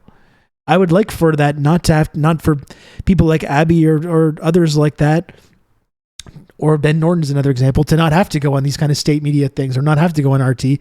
But it's not like CNN or MSNBC or CBS or NBC or Fox or any of these other companies are out there extending invites to Abby Martin or Ben sorry, I was about to say Ben Shapiro, Ben Norton or Rania Kalik or any of these people that we watch on this show, right? They've got to go through these other avenues. And sometimes that involves working for state media, whether it's RT, whether it's Telesur, whether it's Press TV, whatever it is. You know, they don't, these viewpoints do not get airtime in Western media. And non-Western media, even state media like RT, is sometimes the only option for some of these folks to be able to express this kind of viewpoint.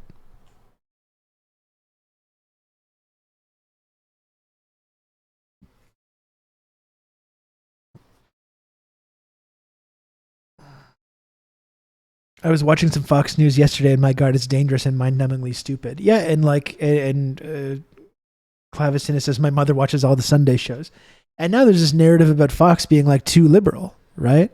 Now Fox is almost like the center of the American media landscape, the ideological center. How fucking dangerous is that? Because sometimes when they talk about transgender issues, they'll like use proper pronouns for the people that they're talking about. And you have all these fucking Daily Wire absolute freaks being like, they're promoting this like radical left-wing agenda. Or they fired Tucker Carlson. They're now promoting the radical woke mind virus, Soros agenda, you know? And the stuff that's replacing that and filling that gap is way even more unhinged and psychotic. Oh, she watches the liberal Sunday shows. Those are not very good either. I mean, especially in terms of like imperialism and these kinds of things. Like Rachel Maddow is just as much of a deranged conspiracy theorist as like a lot of other lunatic right-wingers. Rachel Maddow is someone that I used to watch a lot and respect a lot, but has gone completely off the deep end. Is talking about. And they call themselves the realist school in the United States. They're the school that are being sidelined by Mr. Blinken and Victoria Nuland and the Biden's foreign State Department and CIA group. But the fact is that the whole rest of the world seems to have a reason for wanting all of their governments to have their own currency. Well, let's look at what difference it makes whether China and Saudi Arabia do their oil trade in yen or dollars. If you're doing your oil trade and other foreign trade in dollars, then you have to save up dollars to have the money to pay for the oil. You have to have a U.S. bank account. You have to hold U.S. dollars, and that means you take your domestic currency, your domestic yen or whatever the currency is, and buy dollars, and that supports the dollar's exchange rate. And it provides the United States central bank with the foreign exchange coming in so that it can afford to pay for the military balance of payments costs of keeping military bases all around the yen countries that use the yen or the ruble or other foreign currencies. So it makes a very big difference if if Saudi Arabia does pays for its oil in Chinese yen, then it's going to have to save in Chinese yen, and it will have to accumulate yen, which indeed it's doing in its foreign reserves. And China will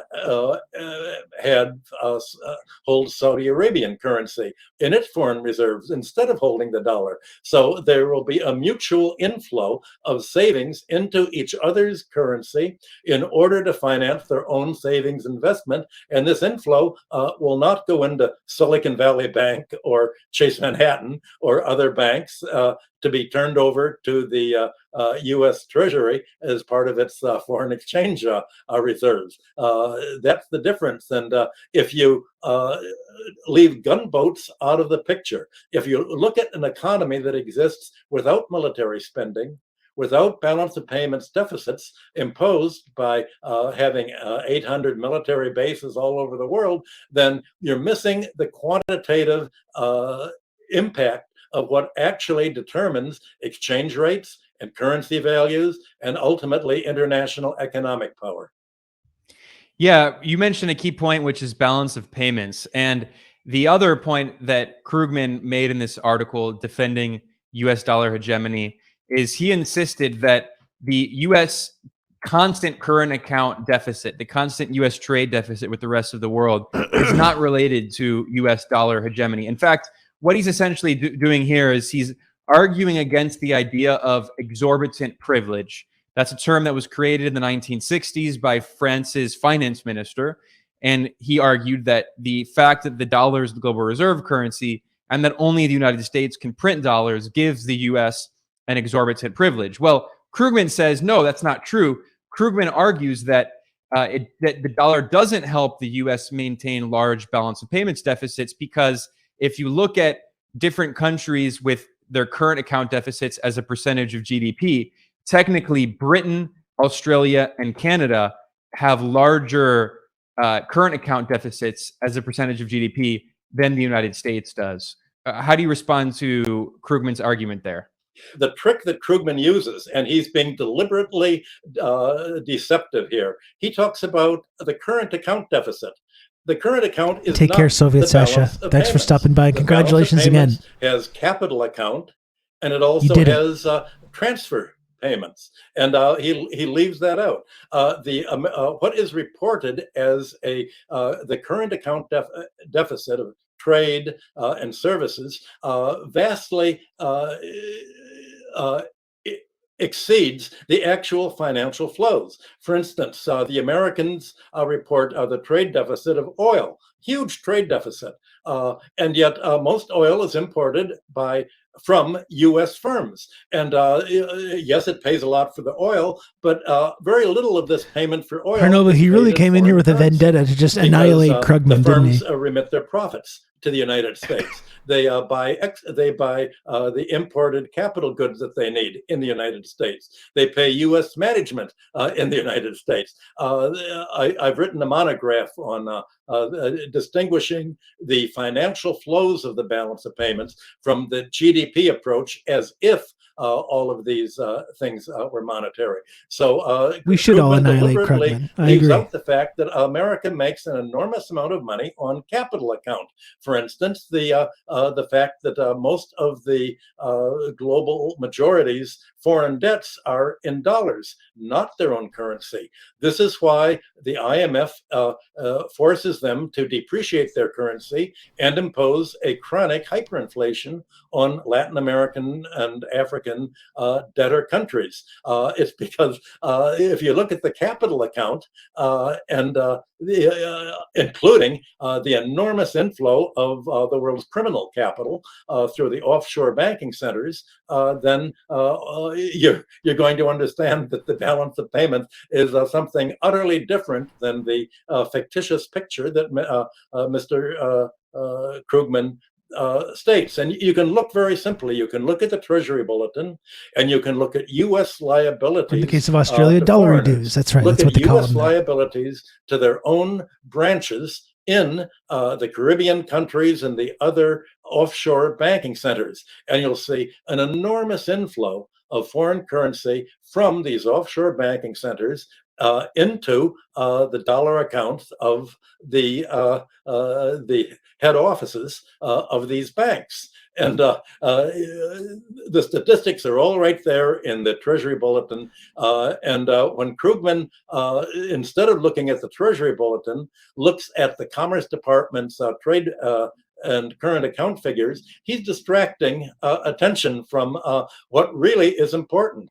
Currency values are not determined by trade. They're determined by capital investment, by debt service especially, and by capital flight and crime.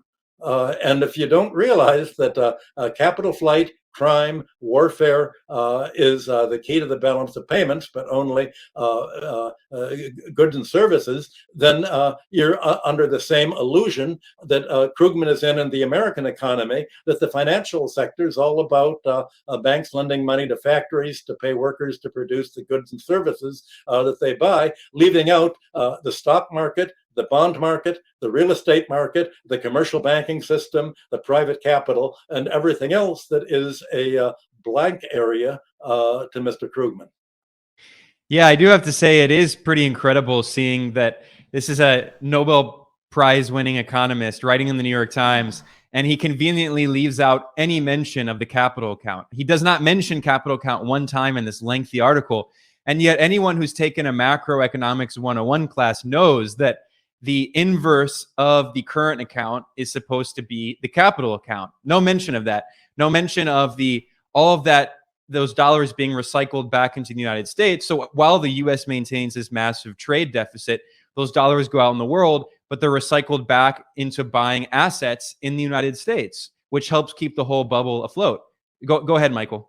That's why he was given the Nobel Prize, because he was able to create a seemingly readable fairy tale about how the economy would work if it didn't have any money, if it didn't have any debt, if there weren't any gunboats, if there were not any crime, if the financial sector did not control the government, but governments were elected to represent the interests of the people in getting better wages and living standards.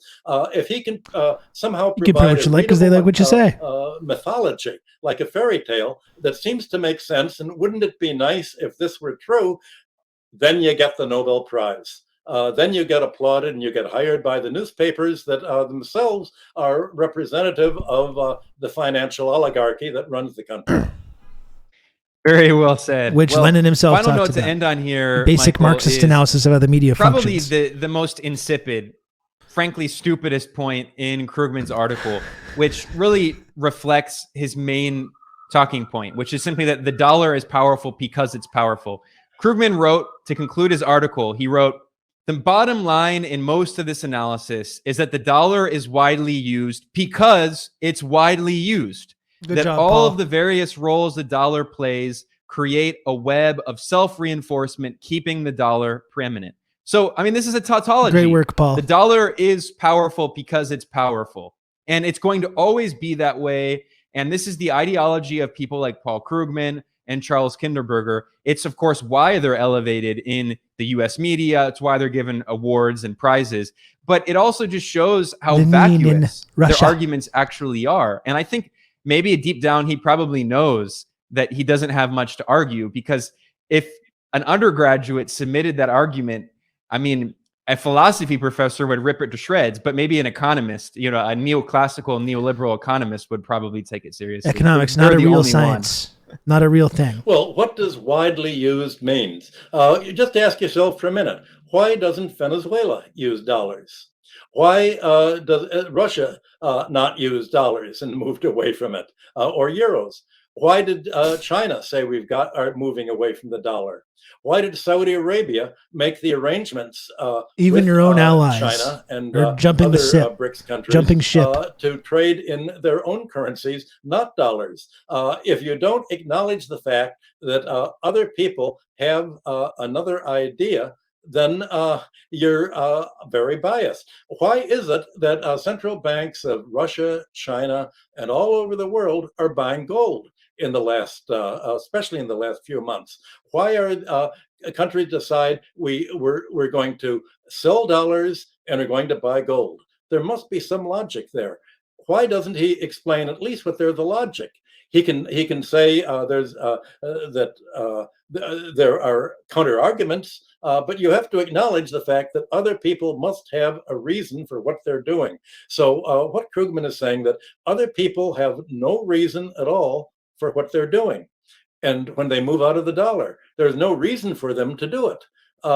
And obviously, if you read the speeches of what these countries' foreign ministers and central bankers say, they explain just why they're doing what they're doing. And you don't get a word of that in the New York Times any more than you get a word of what Seymour Hersh wrote about why the United States blew up the Russian Nord Stream gas line to Germany. There are certain things that you just can't discuss in polite society. Well, that's a great note to end on. I want to thank you, Michael Hudson. That was great stuff. Please, if you can, I'll link the video in the chat. Please, if you can, make sure you subscribe to Ben Norton's content. It's really great stuff. He's a friend of the stream. We're going to have to get him to come back sometime, actually. I'll link that there in the chat. And I got one more thing in terms of economic analysis. You know, Michael Hudson does a lot of great economic analysis. We're mentioning Richard Wolff as another kind of like, has like an actual Marxist economist viewpoint. But there's one more. I think the most insightful bit of economic analysis I think that I've seen in recently is this, which I think is something that we all need to study and internalize. It's this right here. Okay, so you know what I don't fucking understand? This is what I don't understand. See this? See this? See that? This. This is worth $50? This is worth $5? This is the exact same piece of fucking plastic. This is the same thing. We made up these arbitrary numbers. And then we said, we can't print more or else it'll be worthless. How about just don't let it be worthless? How about just don't tell anybody? Or just like, don't let it happen. We literally made this up. This is a construct we made up. Just don't let it inflate. Just don't. Just People, don't. I get inflate, but I don't. Like, just don't let it. Fuck.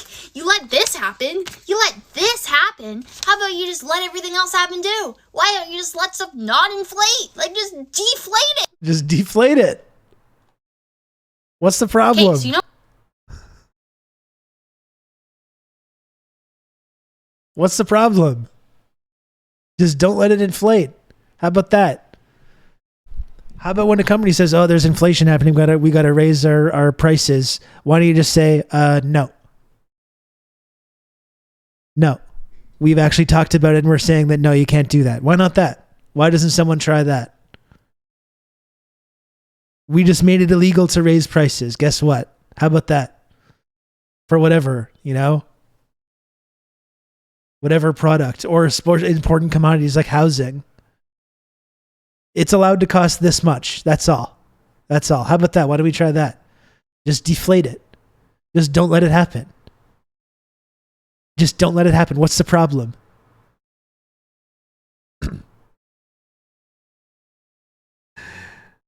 This is really, it's legitimately one of my favorite TikToks ever, I think. This one. It's really good. Just don't do it. It is a good boss face. It's true.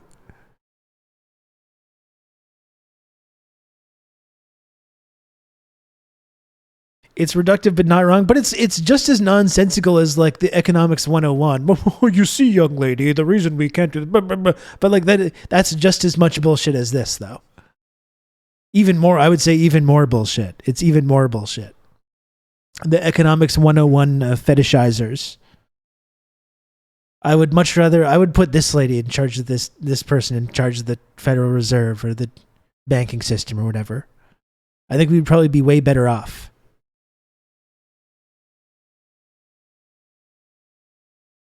We'd be way better off. Why not? Is it going to get, what's going to get worse?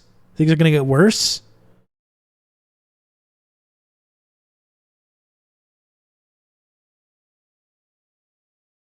You can't just do things.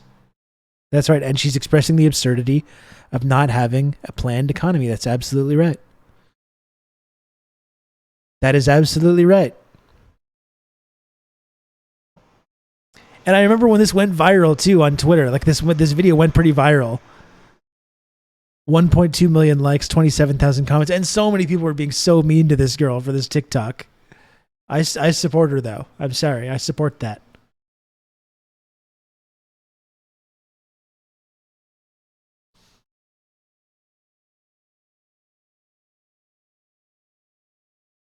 Put her in charge of the economy, I say. You know, why not? You know what I mean? What's going to happen? If you've got 45 minutes, I've got a phenomenal video on this stupid economic premise. It's pretty funny too. I would love to see that, Dr. Maga, but I got to go soon. I got to sign off soon because I got Alex Peters coming on to talk about on the podcast, and I just have not prepared anything.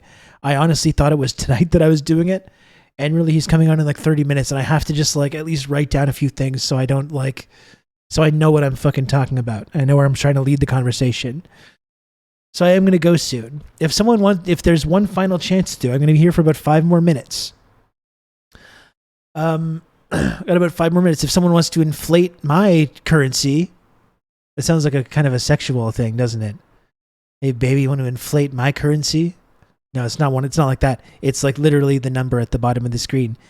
If anyone else wants to subscribe to TRRS or support the work that I do here on twitch.tv, please, if you can, I got another 5 minutes.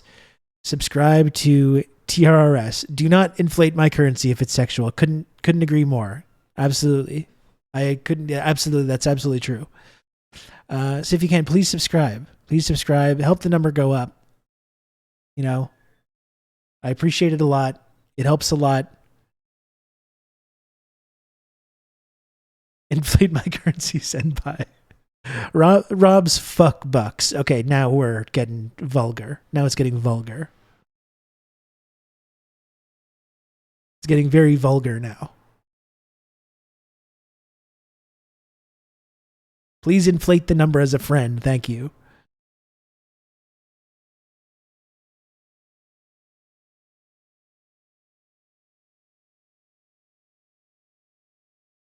Rob's fuck bucks. Instead of Rob going, no. They're not going to be fuck bucks. Sounds like some kind of friends with benefit situation. Well, I mean, there's some benefits. I don't want to say that there's no benefit. Of course there's benefits. Not those kinds of benefits, though. To be clear.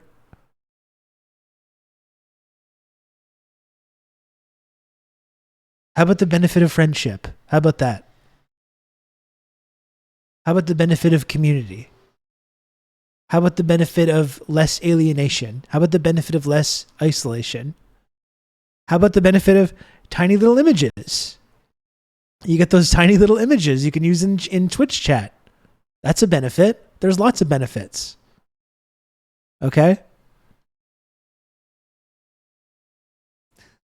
Stone Corbell coming through with the clipping me out of context.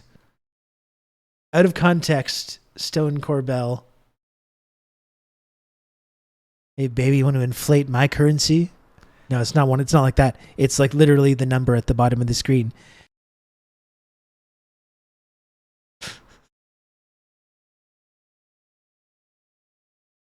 Okay. They're not tiny little pornographic images either. Okay, so any other takers? Any other takers, folks? I gotta go. Any other takers? Do I need to do the face again? Do I need to do the face again? Is that what you're telling me? Is that what you're telling me, chat? Is that the only thing that's going to motivate here? Okay, how about this? How about this? Mm-hmm. Don't you want to sub to this guy? You can count on me. You're going to have good old Rob to talk you through all this.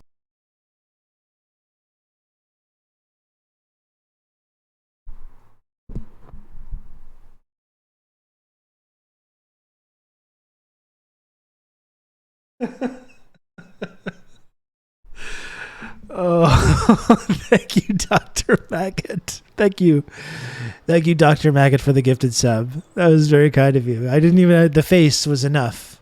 Instantaneous sub. This one weird trick that other Twitch streamers don't want you to know about. You do this exact face and this movement. Good old Rob to talk you through all this. Instantaneous subscription. That's the TRRS guarantee. Thank you, Ben, as well, for the gifted sub. I really appreciate that, Ben. Thank you. You can count on me. You're going to have good old Rob to talk you through all this. And Gen X Bushy, thanks for another gifted sub. Goodness gracious.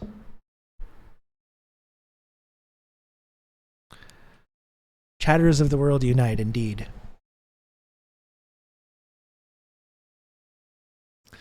Anyway, I don't want to... You can count on me. You're going to have good old Rob to talk you through all this.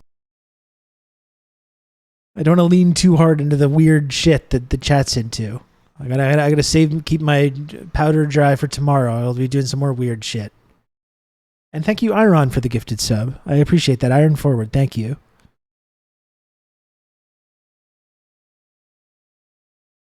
I really appreciate all the support, folks. As always. I really, really do.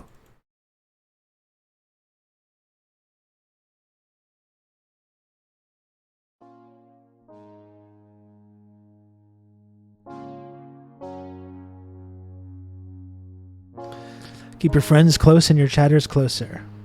To be an enemy of Rob Rousseau is deadly. To be a chatter is even deadlier. That's not how that goes. That is not how that goes at all. To be an enemy of Rob Rousseau is dangerous. To be a chatter is deadly. Jesus. Did you hear that? I think that was like a motorcycle engine pop right outside the window there. That startled me. Good Lord.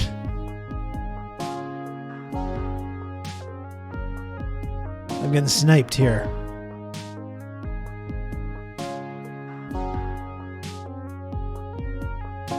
You going to stream tomorrow? Still trying to understand the schedule. I am Twitch noob. Yes, I am going to stream tomorrow. Generally, I try to stream Monday, Tuesday, Wednesday, Thursday, Friday at noon Eastern Standard Time. That's 1 a.m. Pyongyang time.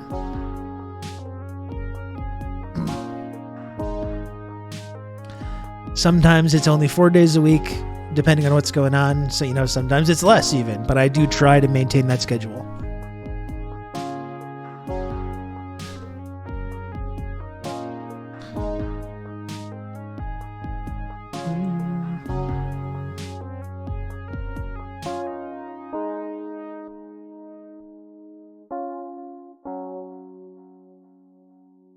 Yeah, we're gonna do the coronation again.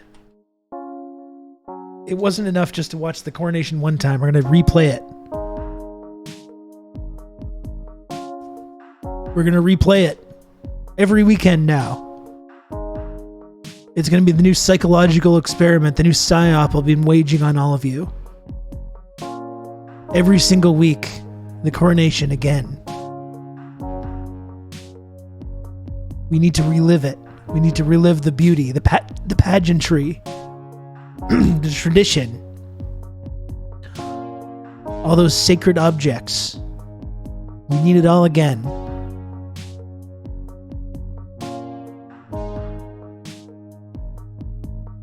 The pudding, of course. So thanks again, folks. I'll be back tomorrow. I'll see you tomorrow, okay? Give my regards to our friend Dan Simpson. All the best.